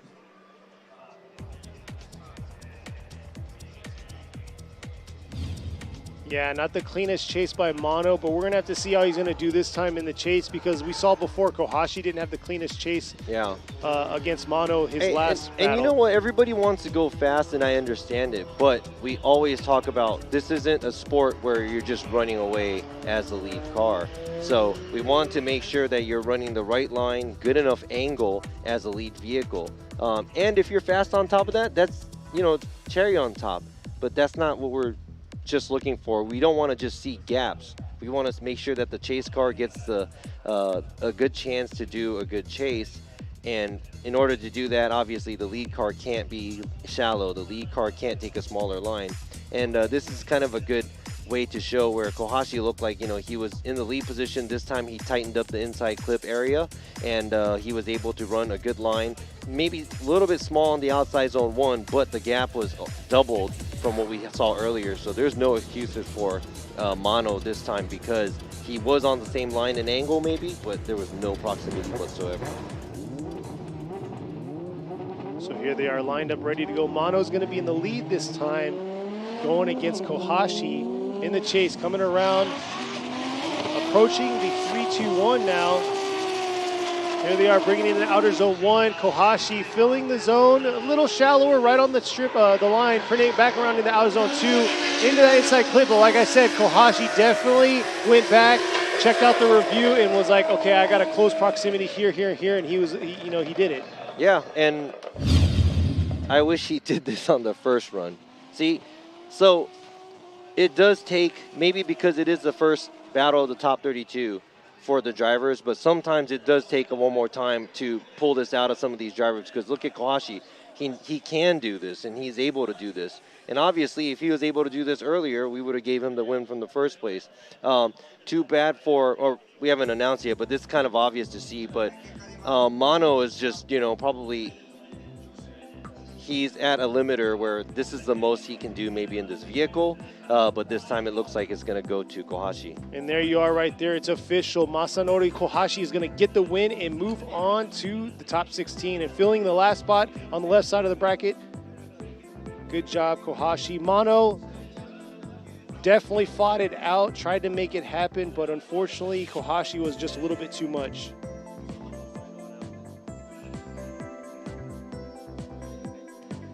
All right, now we're moving along to the next battle of the top 32 that we have. This is going to be Tetsuya Hibino in the brand new build of Good Ride Racing, and chasing that is going to be Meguro in his JZX 100. But it looks like we have Kobayashi and Kuroda from the start. They were looking at the leak. Anything leaking from the car or bottom of the car, maybe it's like water or something, but it looks like we're going to start. So it looks like we're good to go. So just like Robbie said, Meguro, he's in the Ishin Origin Labo JZX 100 going against the Good Ride Motorsports RZ34 by Hibino. All right, Hibino, as you already know, driving the Liberty Walk car before.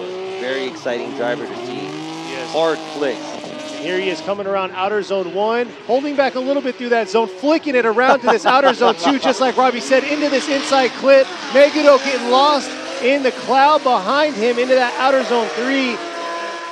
You know Nowhere what? to be found. Meguro trying to do everything he can in his power to stay close, but I mean, that was a beautiful lead run. Very beautiful lead run. Calculated. And like I was saying, just like Mad Mike's run, I think some of these drivers that know what they're doing and have confidence in their line, they're probably going to start to initiate around the same area in the chase position. I may be wrong, but we'll go ahead and see that. But Meguro right here, chasing down Hibino. There was a little bit of an adjustment from Hibino from outside zone 1, but Meguro on a smaller line and a tighter line, and the car is shallower, trying to keep up and keep the proximity tight, but cannot get any closer. So right here, Hibino, nice angle going to the outside zone 2 to the inside clip area. I would have to say that would probably be about the maximum angle we would like to see before it gets into a backy. But obviously, Meguro is not anywhere close. Meguro's car, it's almost, I mean, it has stickers on it, but it's kind of like a street car feel in it. You know, it's black. It's nice. I don't know what to say. Yeah, exactly. It's kind of a simple car. I mean, it has a GT wing on it, but it's a very simple car. And we have the canola oil girls here cheering them on. And we'll see. Hopefully their winner, or I'm sorry, their driver that they're cheering on is moving on. But exactly. But yeah, we'll see this time around. Hibino is going to be in the chase while Meguro is going to be in the lead. Hibino's very aggressive driver. We'll see how he's going to perform in this chase position. Definitely good seeing that his car is healthy. I know he had a few issues in the last 2 rounds, but here he is, bringing it around in the chase. Meguro in the lead. Meguro's got to throw down a solid lead, 100-point type qualify run, and here he is bringing it into outer zone 1, right on the edge right there, bringing it back to the outer zone 2. Oh, looks like a little bit of a bobble there. And almost making it easy for Hibino. yeah, so let's say if the proximity, even if the proximity wasn't that big of a difference, I think Hibino might have been slightly closer in the chase position. Now, looking at how dynamic the lead run was, Meguro doing a pretty good job as well, you know, on the line, but he doesn't have that flair that Hibino had as a as the lead driver. And Hibino looks like he's in total control. Not super close, but he's in control where he knows if he has to attack, he can. And it's kind of a safe chase run, but I think this might be a little obvious one for everyone as well.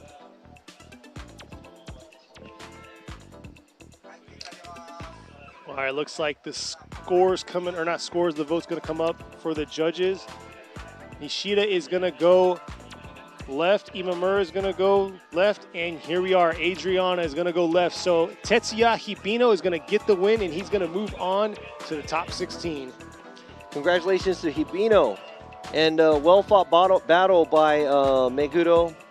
This is a bigger track, so hopefully we can see him in the next round. Well, we'll see who's going to go against Tetsuya Hibino. Is it going to be Takatoshi Mamaida in the black S14, or is it going to be number 212, Yutaro Oe?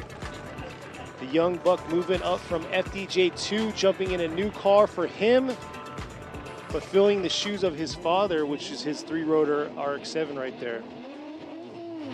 Yeah, Fujinaka used to pilot this car last year, and now he is not in the season, and you see Oe driving it, which is his son. Man, and here we go. What a tough battle for him. Imamida has been very aggressive, threw down a solid run yesterday, bringing it back around. Look at the smoke trail, real deep. Oh, unable to hold on to it right there. Oe taking over, bringing it back around to this outer zone 3. And not looking good for Imamida. And now that was a legal pass because we do allow passes only at inside clips, and we did bring it up at the driver's meeting. If the lead car washes out on the outside zone 2 area, we will allow them to make a pass as long as it's not something dangerous and as long as the lead car is not trying to come back in. And right here is a very clean pass made by Oe right here. Imamida got past at the inside clip. And yeah, that's somewhere we don't want the lead car to be. We don't want the lead car to be that washed out right here.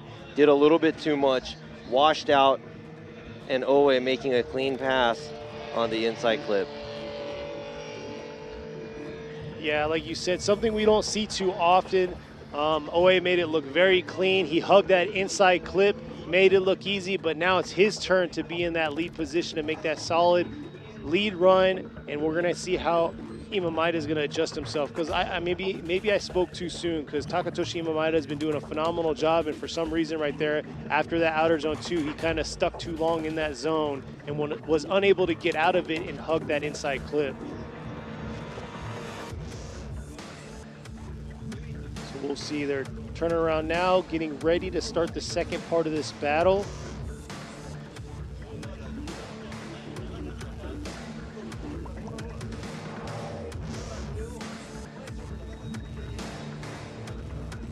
There's Imamaida's car right there, the S14 with a 5X tire Navigate, going against the Awa Tire Racing RX-7.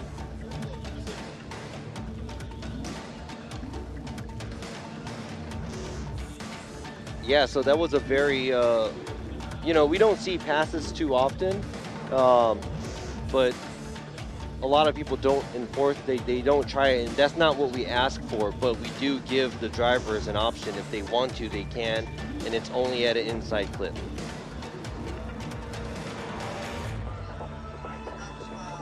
All right, looks like they're about to start the second part of this battle.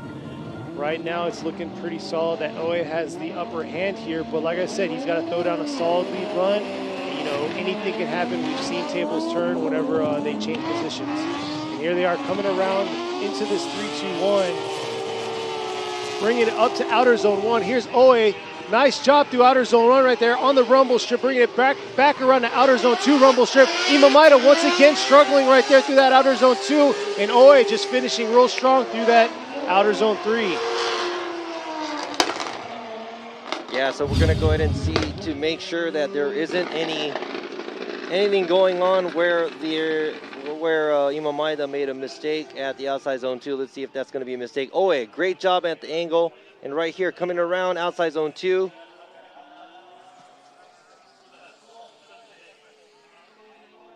Let's go ahead and see the lead vehicle. I want to make sure that, I think the chase car just went in hot.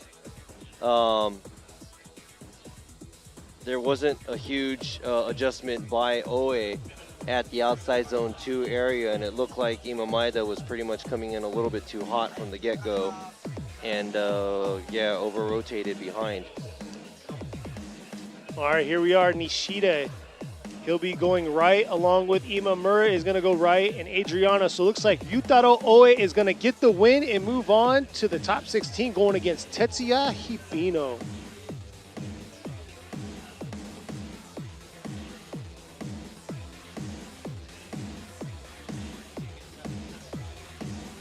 They didn't look too happy right there, but next up, right here, we have a Linglong Tire battle.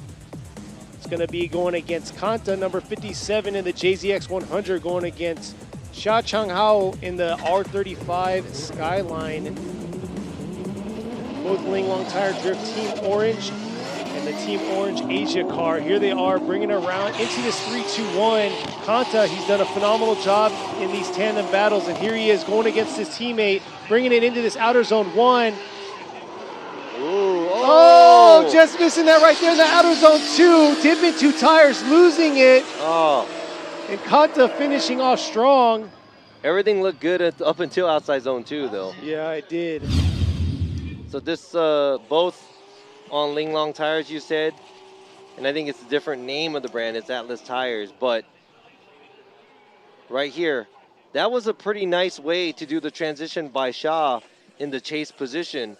And we're talking, he's going against Kanta, so he is, you know, familiar with the podium, being on the podium all the time, and Xia putting up a pretty good fight right here. Look at that. I like the way they are already set outside zone 1. Both drivers doing a good job, but it looks like Xia goes a little bit too wide on the outside zone 2 area and does pretty much half spins out and washes out. Look at this. Both on similar line, same angle, but right there at the outside zone 2 could not control the speed as well and washes out. Yeah, and he's definitely familiar. That's his teammate right there. So he's familiar with Kanta and how he drives and how aggressive of a driver he is. So he was trying to play it safe, or not safe, play it aggressive and be on him through that outer zone 2, but it was just a little bit too much. You know, dipping the 2 tires didn't help either. And then unfortunately couldn't make it in that inside clip and catch back on. But we're going to see how he's going to do this time around. He's going to be in the lead while Kanta's going to be in the chase. Yeah, so now this is going to be something we would like to see. All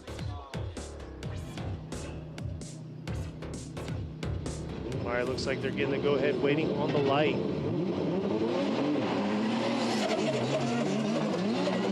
Xia Chonghao in the lead this time, going against Kanta, bringing it around into this 3-2-1 to outer zone 1. Nice job right here by the lead. Kanta losing it. Something going on right there in the chase, and unfortunately he shut down. Look at that right there. So it looks like we might be comparing leads there, and not sure what happened to Kanta. Oh, what just happened? Don't know what's going on right now on track, but it looks like we just know one thing. Kanta did not initiate and is shut down. And Xia's lead run is pretty flawless here. Now we're going to have to go back to lead because both of the chases pretty much almost an incomplete. Nice angle right there. Nice angle back to outer zone 2, bringing it through, hugging that inside clip. Yeah, we're going to have to see this replay between these two. And it looks like right at the initiation of the 3-2-1 cone is where Kanta suffered mechanical issues or whatnot with the vehicle, because he just shut down. He was just coasting throughout the course.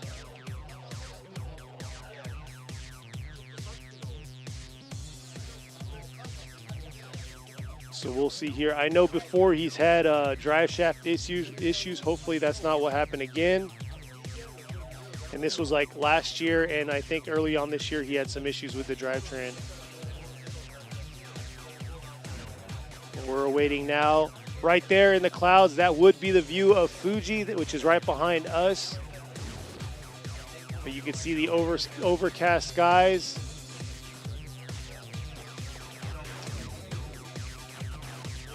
Looks like the track staff is going to go check everything out, make sure everything's good. But I think we're requesting a side-by-side replay between these two drivers. Here we are. You can see right there early on the right side, Kanta suffering something. Now we have to see, wow.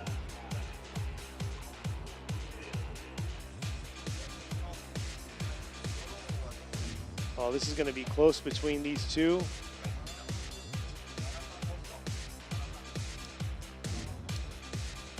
Both comparing the leads right here between these two drivers right now.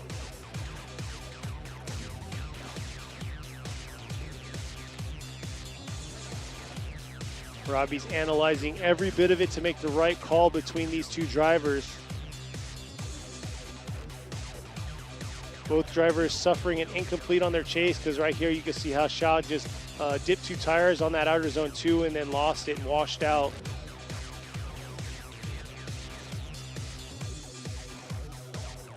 So we'll see. This is teammates right here. And right now it's not a good look.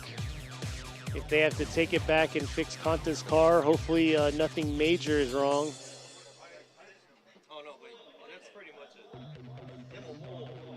We'll see here. They're making sure they make this right call. I know this is like the 5th review. I'm checking out the chat right now. I see a few one more times out there.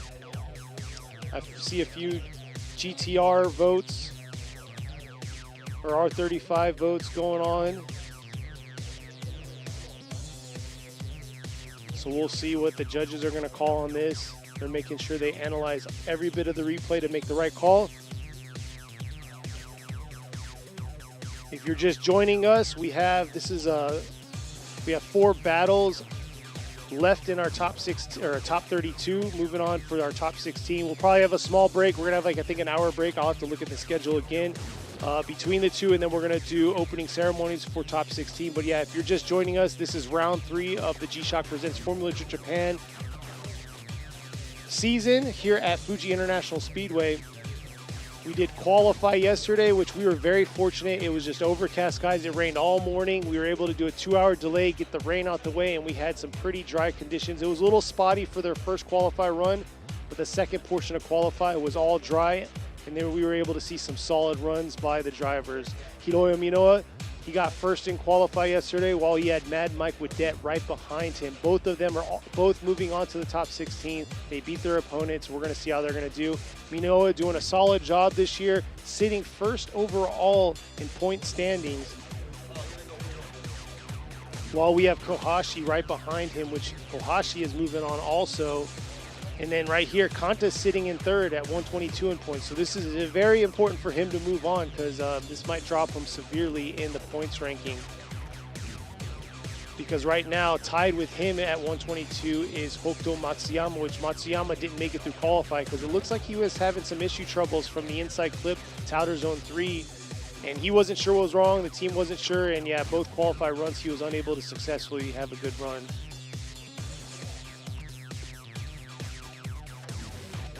For that, they're checking it out, making sure this chase by Xia Changhao was full incomplete or not. But we'll get a better explanation from Robbie. He's obviously the one that's analyzed, making the right calls, and I see y'all still saying in here R35 is going to be getting the win, but we'll see what the official is for the judges. What we're looking at is from that view that we were watching. We have another camera and we have another replay, but we wanted to watch both the area view and we made a decision. So here is the results. Nishida is going to go with a one more time. Imamura is going to go with a one more time, and Adriana is going to go with a one more time. So there you are. We're going to see a one more time battle between these two. And once again, you know, an explanation. Both of the drivers it was almost pretty much an even in the lead positions. And I think there was a little bit more angle on Shaw's area, but he dipped the tire at outside zone 2. So we kind of washed that, made it a one more time.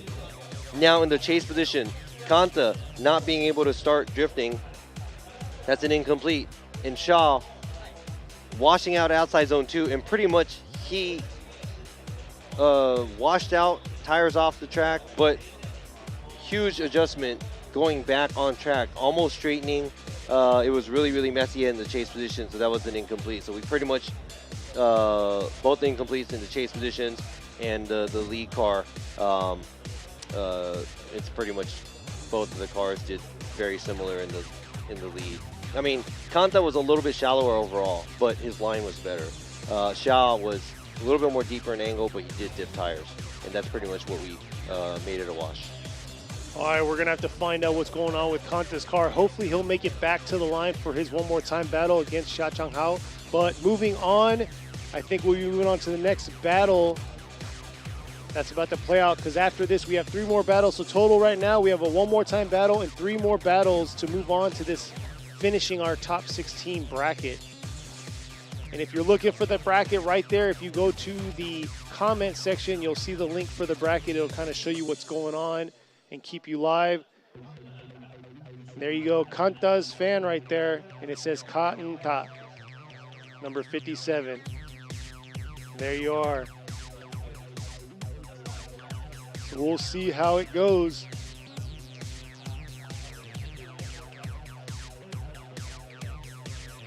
We were talking about it earlier. If you're in the area, come join us. There's a car show going on. We'll probably have the drone swing around there. You'll see all the vendors booth, and then we have a mini car show going on up by the vendors where the stage is at. So definitely a lot going on today here at Fuji International Speedway. This is round 3 of the G-Shock Presents Formula Drift Japan. We're in top 32. Got 4 more battles left before we finish the brackets for top 16.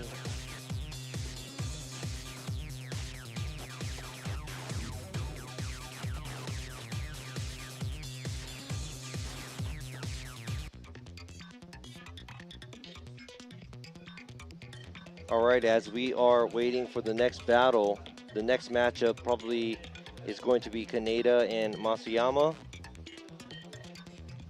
And trying to get some information.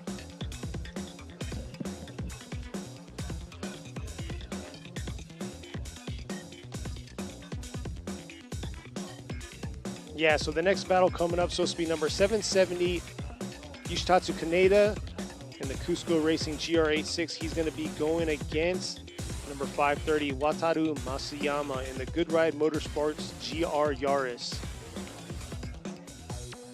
All right, right now we are waiting, I guess on, I think Kanta's car is actually getting towed off. So they are going to rescue his car. It is further away, but I think they have a buffer zone? No. I mean, I think there's a rule with the track where even if we're far, we can't really have the car have them race? Yeah, like we can't let the cars go or something. I think the cars are ready to go. It's just that we have a few things that we have to wait on right now. So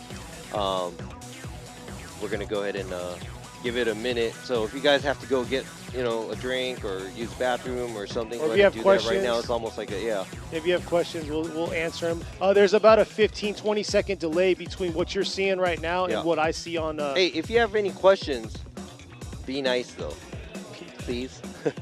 Oh no, you know what? Let me go ahead and put Sean on the mic right here, since we do have a little bit of time. Sean is the driver steward actually, for Formula Drift USA, and he is visiting us and coming to the rounds, and he's a guest judge. So let's see how Sean feels about this track and also the driving. What's going on, Kenny? What's up? So yeah, like Robbie said, tell us about the track, the driving that you've seen this weekend. Obviously the weather has agreed with us and has blessed us, so we've been lucky with that. But yeah, talk a little bit about that. I like this track. The only thing that is kind of weird is the rolling initiation that's kind of on a turn. That's something I never really liked, but other than that, like, I'm always a fan of road courses like this. Yesterday was pretty interesting with qualifying when it started out with all that fog. I wasn't sure how we were gonna do that, but it ended up clearing up, so that's good. Exactly, and so far, for those of you that have been following us, he's joined us for round 1 at Suzuka Twin Circuit, round 2 at Ebisu, and here we are halfway through the season at Fuji. And right here, we can see what's going on with the team. I'll get into that more, but yeah, you guys can see what's going on with the Linglong Tire Team Drift, or Team Orange team right here, scoring this car away. But yeah, you joined us all season. How has it been so far? You went from, you're doing both. You're doing FDUS and you're doing here. Yeah. How is it adjusting? It's a lot for sure. I didn't realize how much traveling it would be, but definitely been a good experience. Yeah, for sure.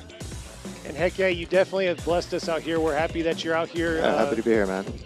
Getting the job done. And right there, you can see Kanta looks like he's limping the car back to the pits. So it's rolling. So that drive chain seems like it might be okay. Maybe something bolted off. Not sure what's going on, but his car is definitely rolling. Or something possibly. Exactly. Rolling, yeah. But yeah, other than that, I mean, and right here, this right here is Sha Chang-hao. This is his first round of the Formula Drift Japan Series. He was trying to make it to round 1 and 2, couldn't get to the races, but here we are finally making it halfway through the season here at the beautiful Fuji International Speedway.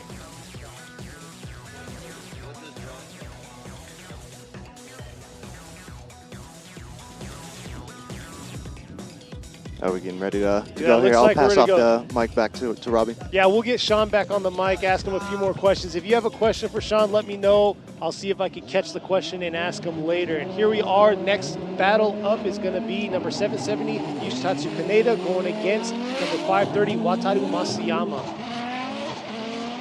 And yeah, Masuyama, he kind of fell into this car because he had a 350Z last year at Ebisu. Oh, totaled it. Oh, here they are coming back around. Masuyama trying to keep that close proximity. Oh, dipping 2 tires real deep in that outer zone 2.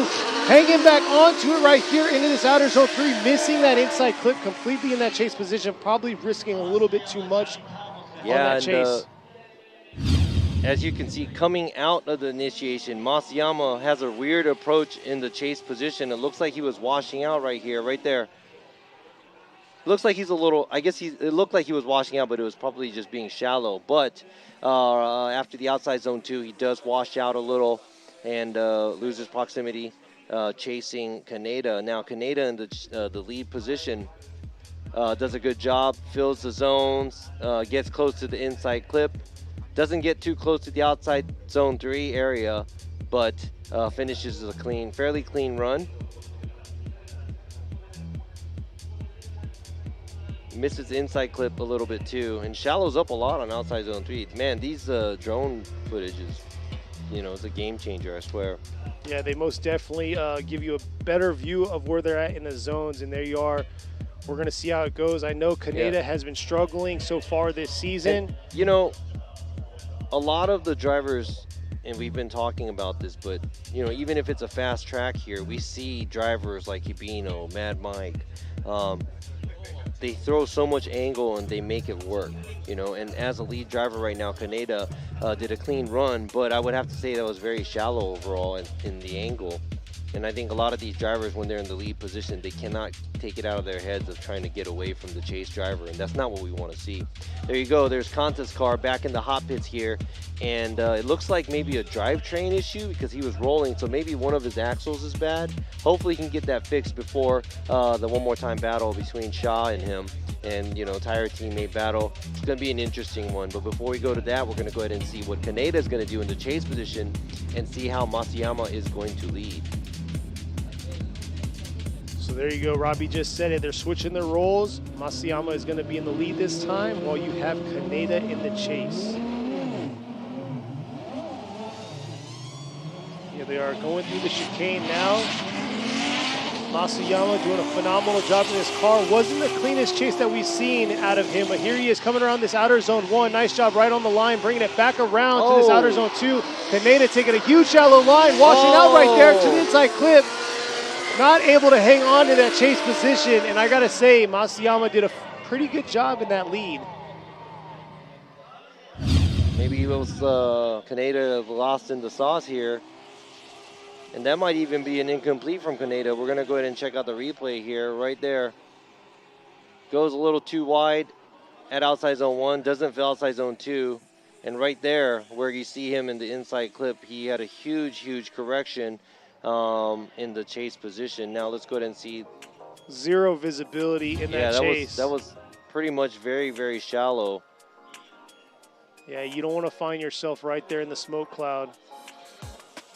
But that's the thing that we've seen today. A lot of these drivers are not keeping that close proximity, and then they're going to find themselves in a situation just like this right here where he smoked out. And you know what? Technology, thank you very much, because now we're going to go to the side-by-side view, because now we're going to have to see what both of the vehicles are doing in each position. And right here, Masuyama, that was pretty much a straightening, I think, from Kaneda in the chase. Now we're going to go ahead and see how both leads how bad actually the chase of Masuyama was. Yeah, you know what, Masuyama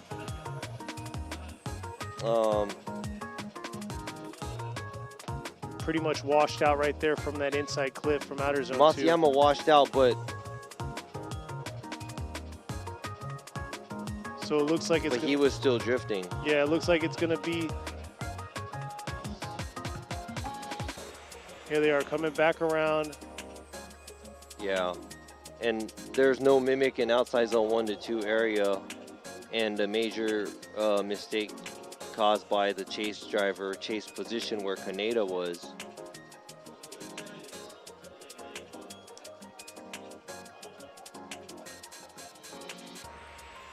So we'll see, waiting for the final call by these judges on who's going to be moving on. Is it going to be Kaneda or Masuyama? Both having major mistakes in that chase position. We'll see how it goes.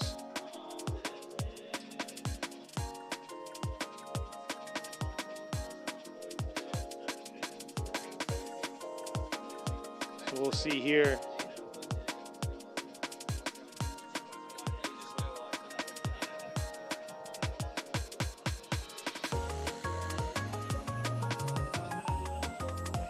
Waiting for the call. I'm reviewing a little bit about what's going on in this chat. No, Robbie didn't make pancakes. So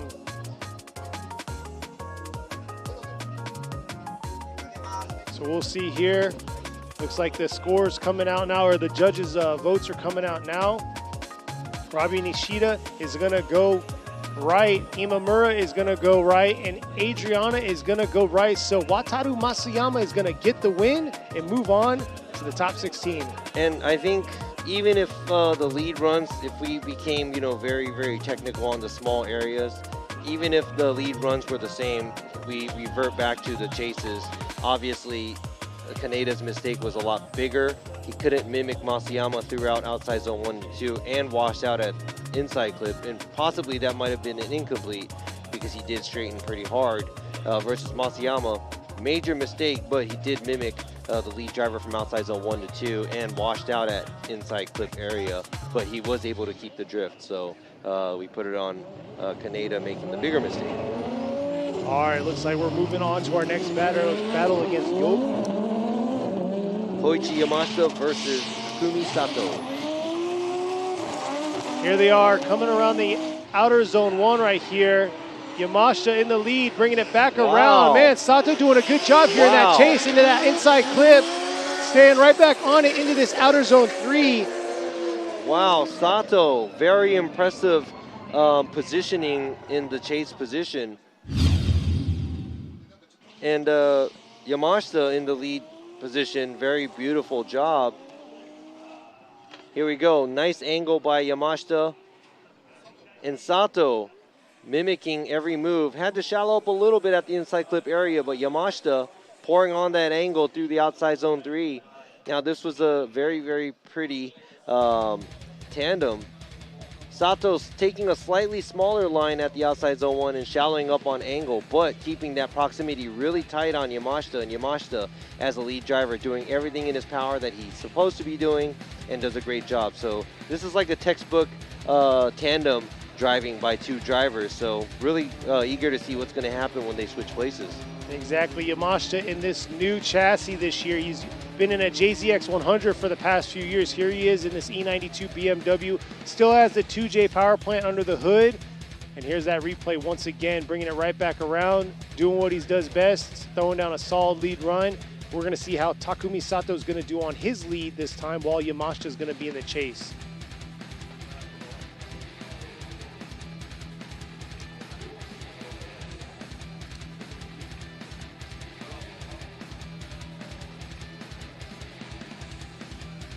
So there they are. Looks like they're working on Kanta's car, and I think Robbie was right about the axle. Looks like the left axle probably broke.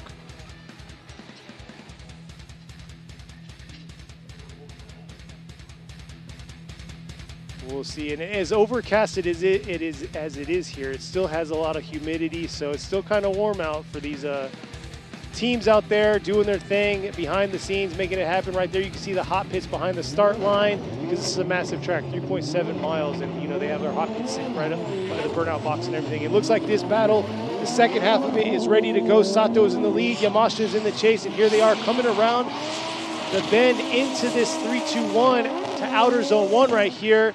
Sato getting on the line, could have been a little bit wider there through outer zones 1 and 2, but at the same time it seems like Yamashita's playing it a little safe there through in the chase position. Wow, so Yamashita falling back behind Sato. Sato pouring on the angle starting at outside zone 1. Right here, Yamashita not seen because of the smoke, but he is right there following him, but not so close in proximity.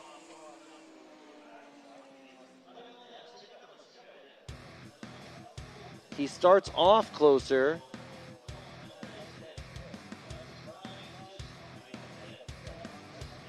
Yeah, but looks like he falls a little bit behind, has a little bit of a bobble there to the outer zone 3.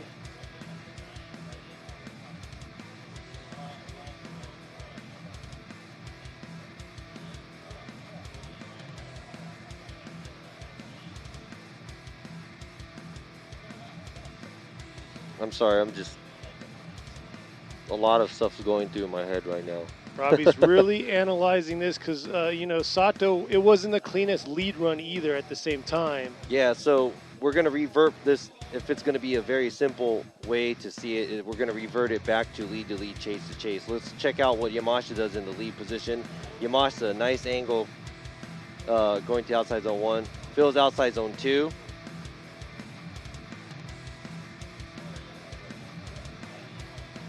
Man, but Sato's lead.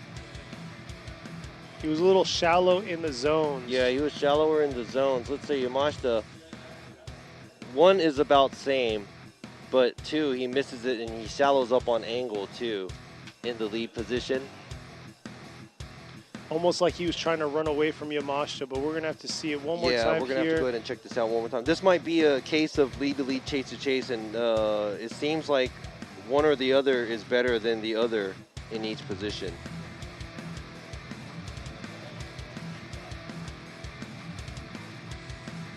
And, you know, at the same time, Sato did do a good chase, but I got to say Yamashita filled the zones.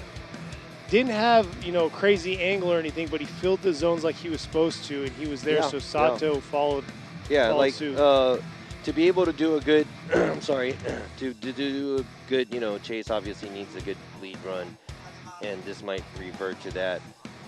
And that's what I'm thinking, but we'll see what the other judges have to say as well. And here we go. Nishida is going to go one more time. Imamura is going to get a one more time. So it looks like we're going to see a one more time battle between these two. So that's 2 one more time battles we're going to see.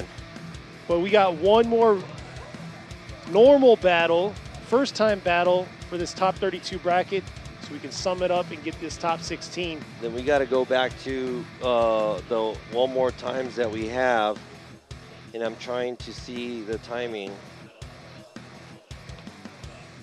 But before we go up to the one more time, our first one more time between Kanta and Sha Chang-hao, we're going to move on. This is supposed to be our last battle right here. It's going against number 61, Mao Yamanaka, going against number 38, Tadahiro Fukada. Fukada in the JZX 100, Mao going against him in the 890 Supra. And here they are coming around the bend into this 3-2-1 here. Early on, Yamanaka smoking out Fukada, but Fukada right there being aggressive, taking a shallow line in that chase, but coming back around into this outer zone 2, into the inside clip.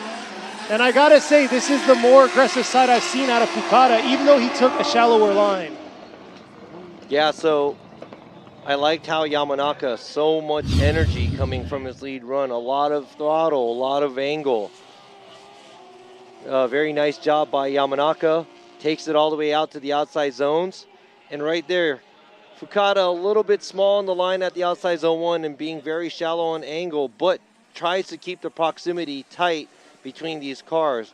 Now, they're going to have to switch places, and Fukada's going to have to do something similar to Yamanaka in the lead position, which is a lot of angle and a lot of outside line and outside zone.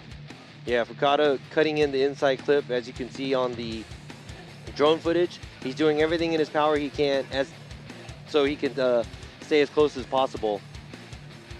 Yeah, I gotta say though, so this is the 10th year anniversary for Formula Drift Japan, and Fukada has been here since day 1. We actually saw the brochure of the program for it in 2014, and yeah, I saw Fukada in there, and I was like, man, there's only I think there's only like 4 or 5 drivers that are still here from 2014.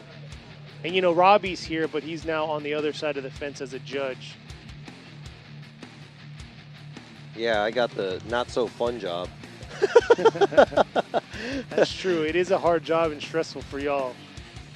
It is, but I mean, but at the same time, we get to watch this at the, you know, the best seat we have here at every round. So I don't know. They're a little closer right there in this. I think VIP's got better seats. What are you talking about? Yeah, we don't get VIP treatment at all.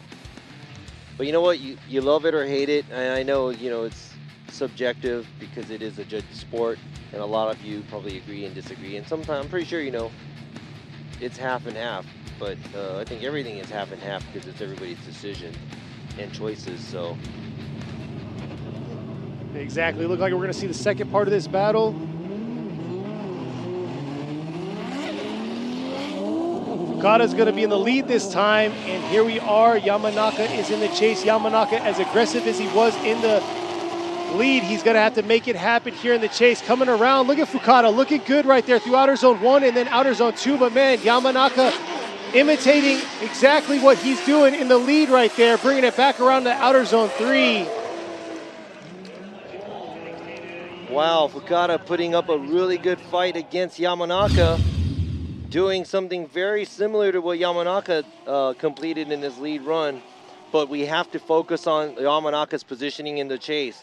He does do a better job in the chase position than Fukada, mimics the lead driver, and this is exactly what we want to see in a chase driver. And I would have to say both drivers doing a very, very beautiful job in both of the positions. And the biggest deficit, I mean, looking at what Fukada did in his chase position, the line that he took that was very small going from outside zone 1 to 2, that's going to hurt him right now. But we'll see what the judges have to say. So this originally would be the last battle. It's on the right side of the bracket. But we have 2 one more time battles after this, but looks like the judges' votes have came in. Nishida is going to go left, Imamura is going to go left, and Adriana is going to go left. So it looks like Mao Yamanaka is going to get the win and fill that last spot on the bracket. But who is he going to go against? Is it going to be Yamashita or Sato? Congratulations to the young driver Yamanaka, making it into the top 16, and that is it for Fukada, the gentle giant. Is knocked out here at 32, but man, his lead run, I wish he did that at qualify. Then he would be sitting in a higher position.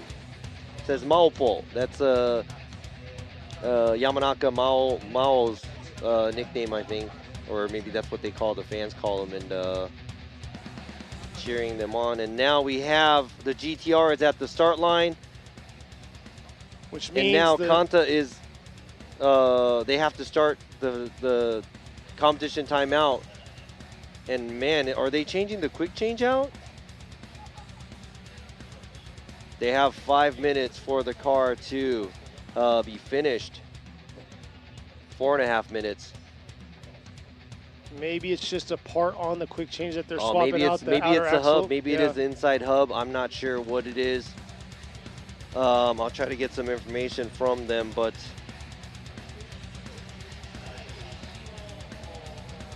man, we're going to see here. Is it looking good for Kanta? And you know, last round at Ebisu, same thing. Kanta suffered some issues too with his vehicle. So that just shows to you right there, Kanta is a very aggressive and hard driver.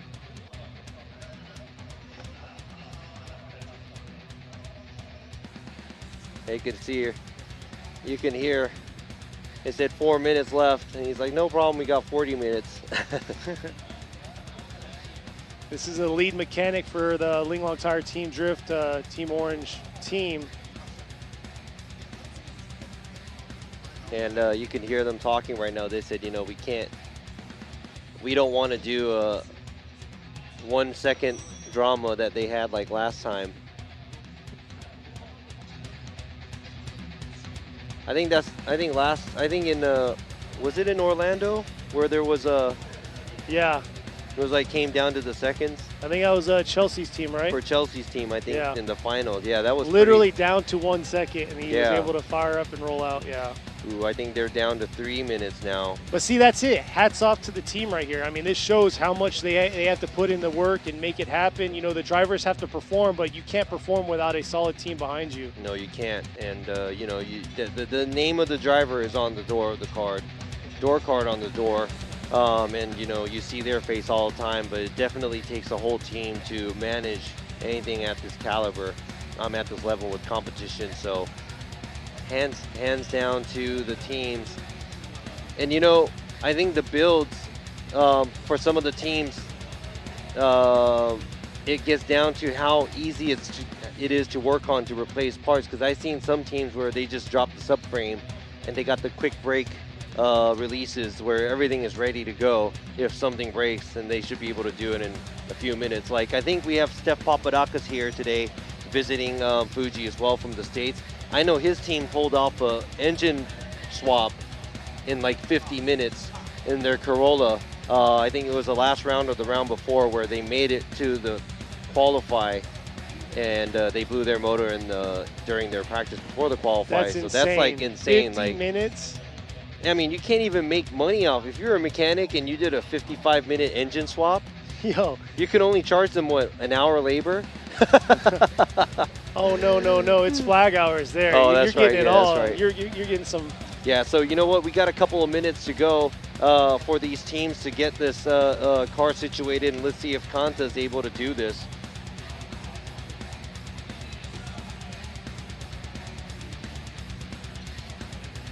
Yeah, I think they sound like they're not. They sound like they don't really have hope either. I'm just hearing them in Japanese, but they're saying, oh, you know what? It'll at least be good if they took it out and it finally came out and the time is over. Yeah. At least. Because they're changing that whole. They got a minute left, and you know what? From experience, if a miracle doesn't happen right now, this might be it for Kanta. And you can see the jacks ready to go. They're trying to change the whole rear end out, and you know, they don't have it dropped yet. They got less than a minute left. But hey, blood, sweat, and tears by the crew here, trying to make it happen. 30 seconds left. So, I don't think it's going to work out, yeah, but hey. That's Igu right there. Those of you who visited Ebisu Circuit from a long time ago, the old school guys must know who that is. Yeah.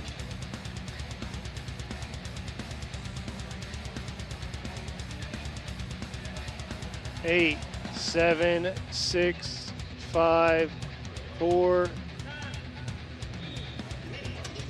All right, so very unfortunate. Kanta's not going to make it to the line, and you can see his team tried everything they could in their power. It's just one of those things you just can't drop out and make it happen. There's a lot going on with the rear end and everything. So unfortunate for Kanta, ain't going to be moving on. And yeah, suffering once again, mechanical issues with the vehicle.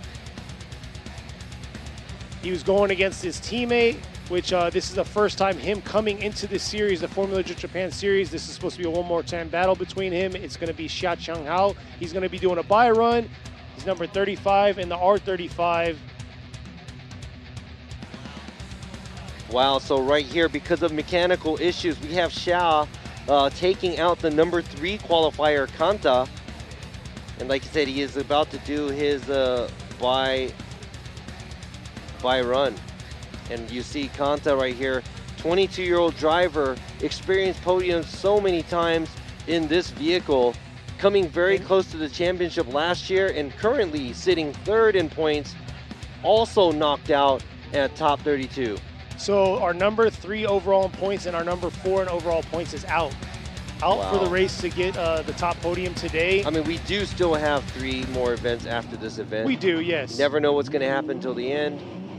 And hey, see, that's why we always tell these guys, sometimes they're like, oh, like scripted. Whoa. It's like, there's no way we could do this. Exactly. No way. But here he is right here, Xia Changhao, performing for the audience out here, showing that his car is ready to fight for the battle in the top 16, coming into this inside clip, around to this outer zone, ready to make it happen, coming out here, first time, round 3 here at the G-Shock Presents Formula Drift Japan, unable to make it to the first 2 rounds, but hey, he's here to stay. He's going to be here for the rest of the season. And there you are. You see Kanta on the screen. Clearly tell that he is not happy with the performance that his vehicle did for him. And, you know, things happen, and Robbie knows that too well. Oh, man, things do happen a lot. You know, and it is a horrible feeling to go out like this.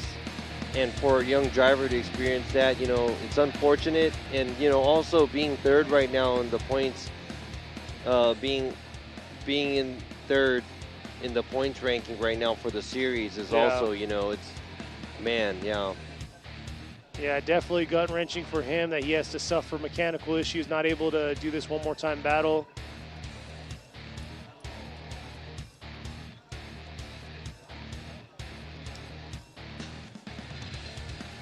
Yeah, so they're talking about the rear end. It's like a 3.0 final gear. I mean, they're probably going to just change it anyways because they're already doing it. But pretty sure they're going to have to pull it out to see what the problem is, you know? Yeah, but here we are. This is going to be the last battle of the day for top 32. We'll have a small break, move into top 16, but hey, we got to see this battle out before we get to that break. And here it is. It's going to be going against Koichi Yamashita in the beautiful green E92 BMW with the TMS Racing Team Silent Tire, going against the Team Kazama with Power Vehicles, JZX 100, number 30, Takumi Sato. And here they are coming through the 3-2-1. Sato looks like he's not as close in proximity as he was last time, coming around the outer zone 1. Oh, this could be a big mistake by Sato right here, bringing it back around to this inside clip. And there you go. You can't catch any close proximity through there. Sounds like we're hearing some misfiring or popping or something. I'm not sure.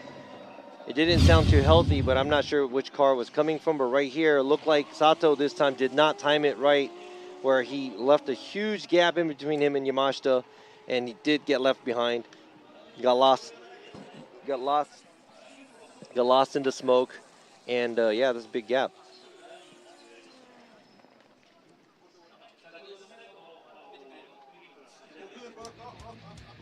Here's the replay right here, the drone chase footage, and you can see there was a lot of chase, but no proximity.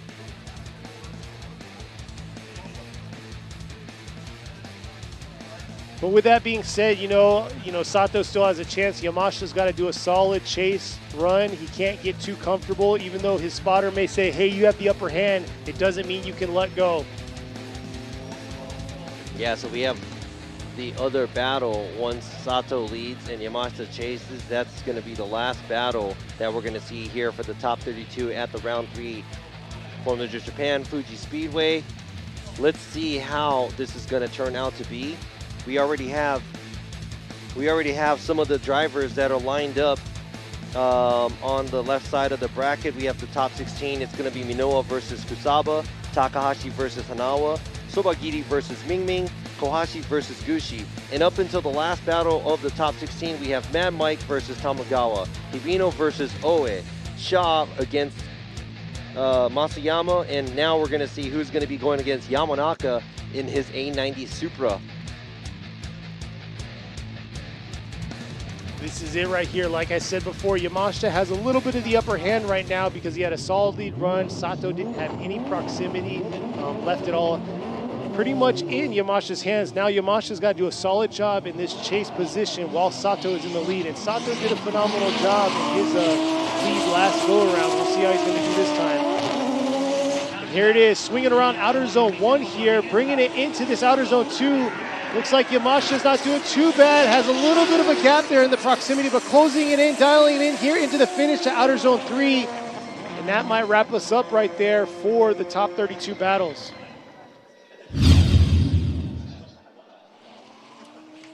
Yeah, so right here, this was a lot more clear. And you know what? For those of you, sometimes, you know, the one more times, we have to do more one more times for, you know, some of the very close battles or maybe some of the horrible battles that we see sometimes, you know. But like this one's a little bit clearer for us to be able to make a choice of who wins and who moves along to the next battle. We want to make sure that we do make the right calls for these drivers.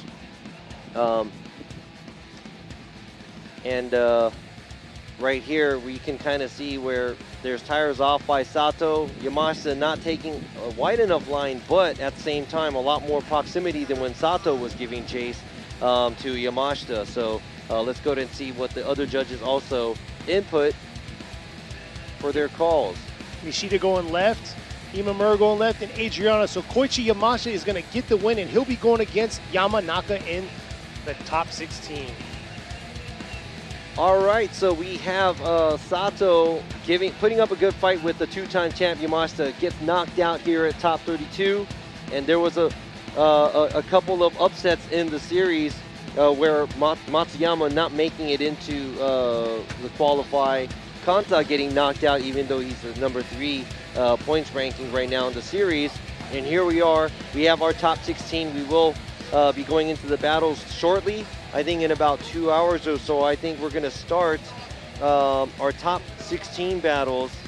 Let me go ahead and see that on the time. Checking it out right now.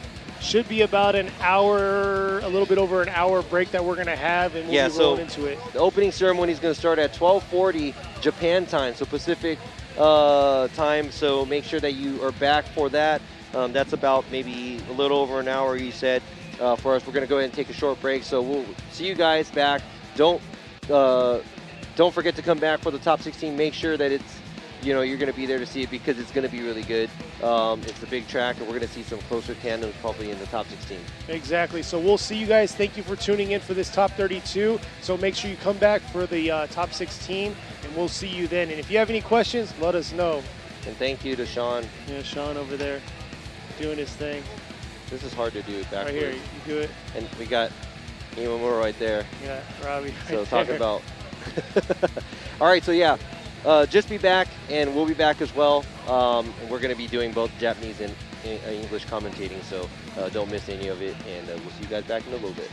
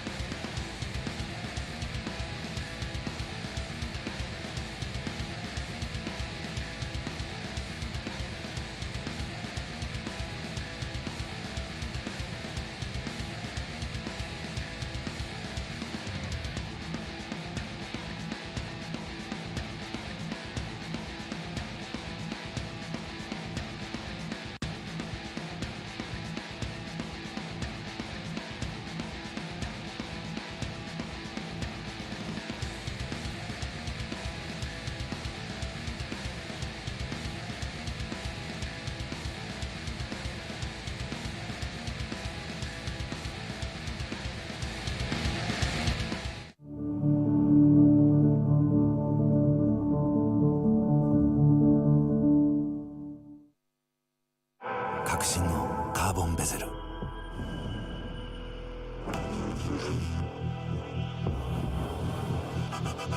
Bluetooth 搭載 G-SHOCK カシオ。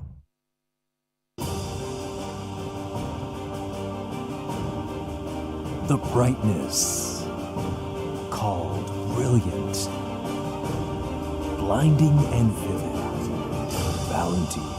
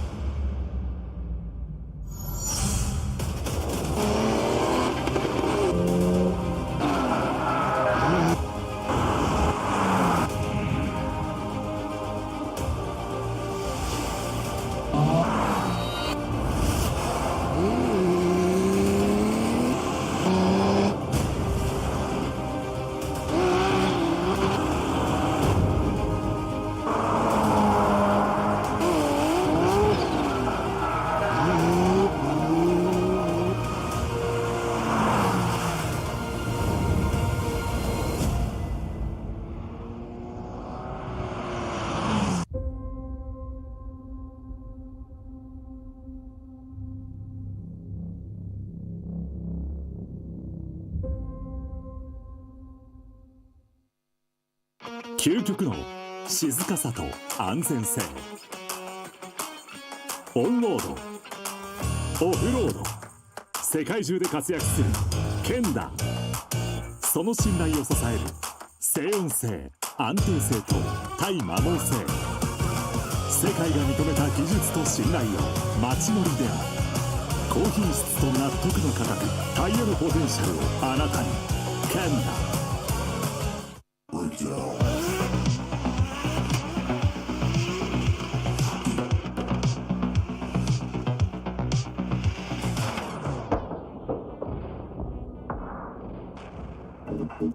バリのタイヤ。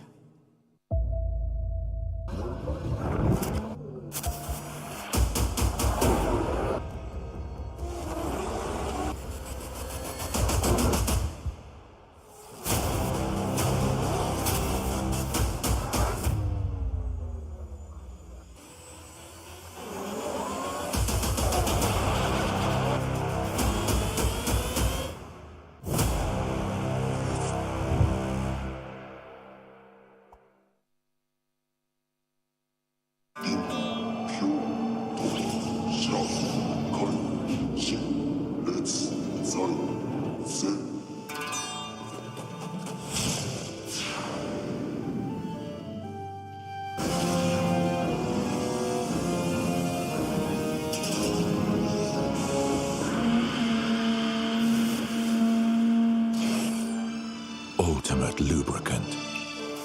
Mortis. What's up, guys? It's Freddy Gaspo, and I use RSR suspension on all my drift cars. I love RSR. Iyo RSR Ichiban.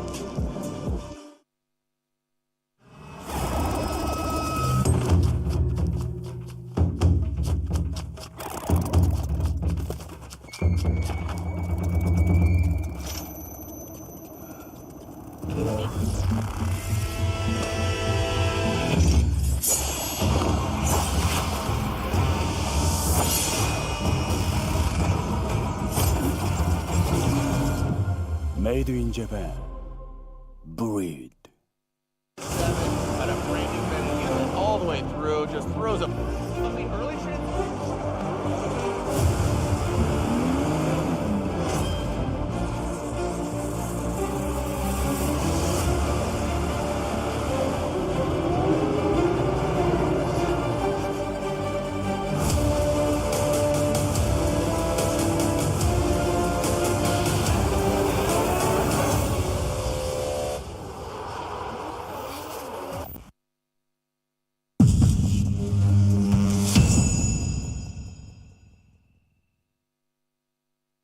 In a world of extremes,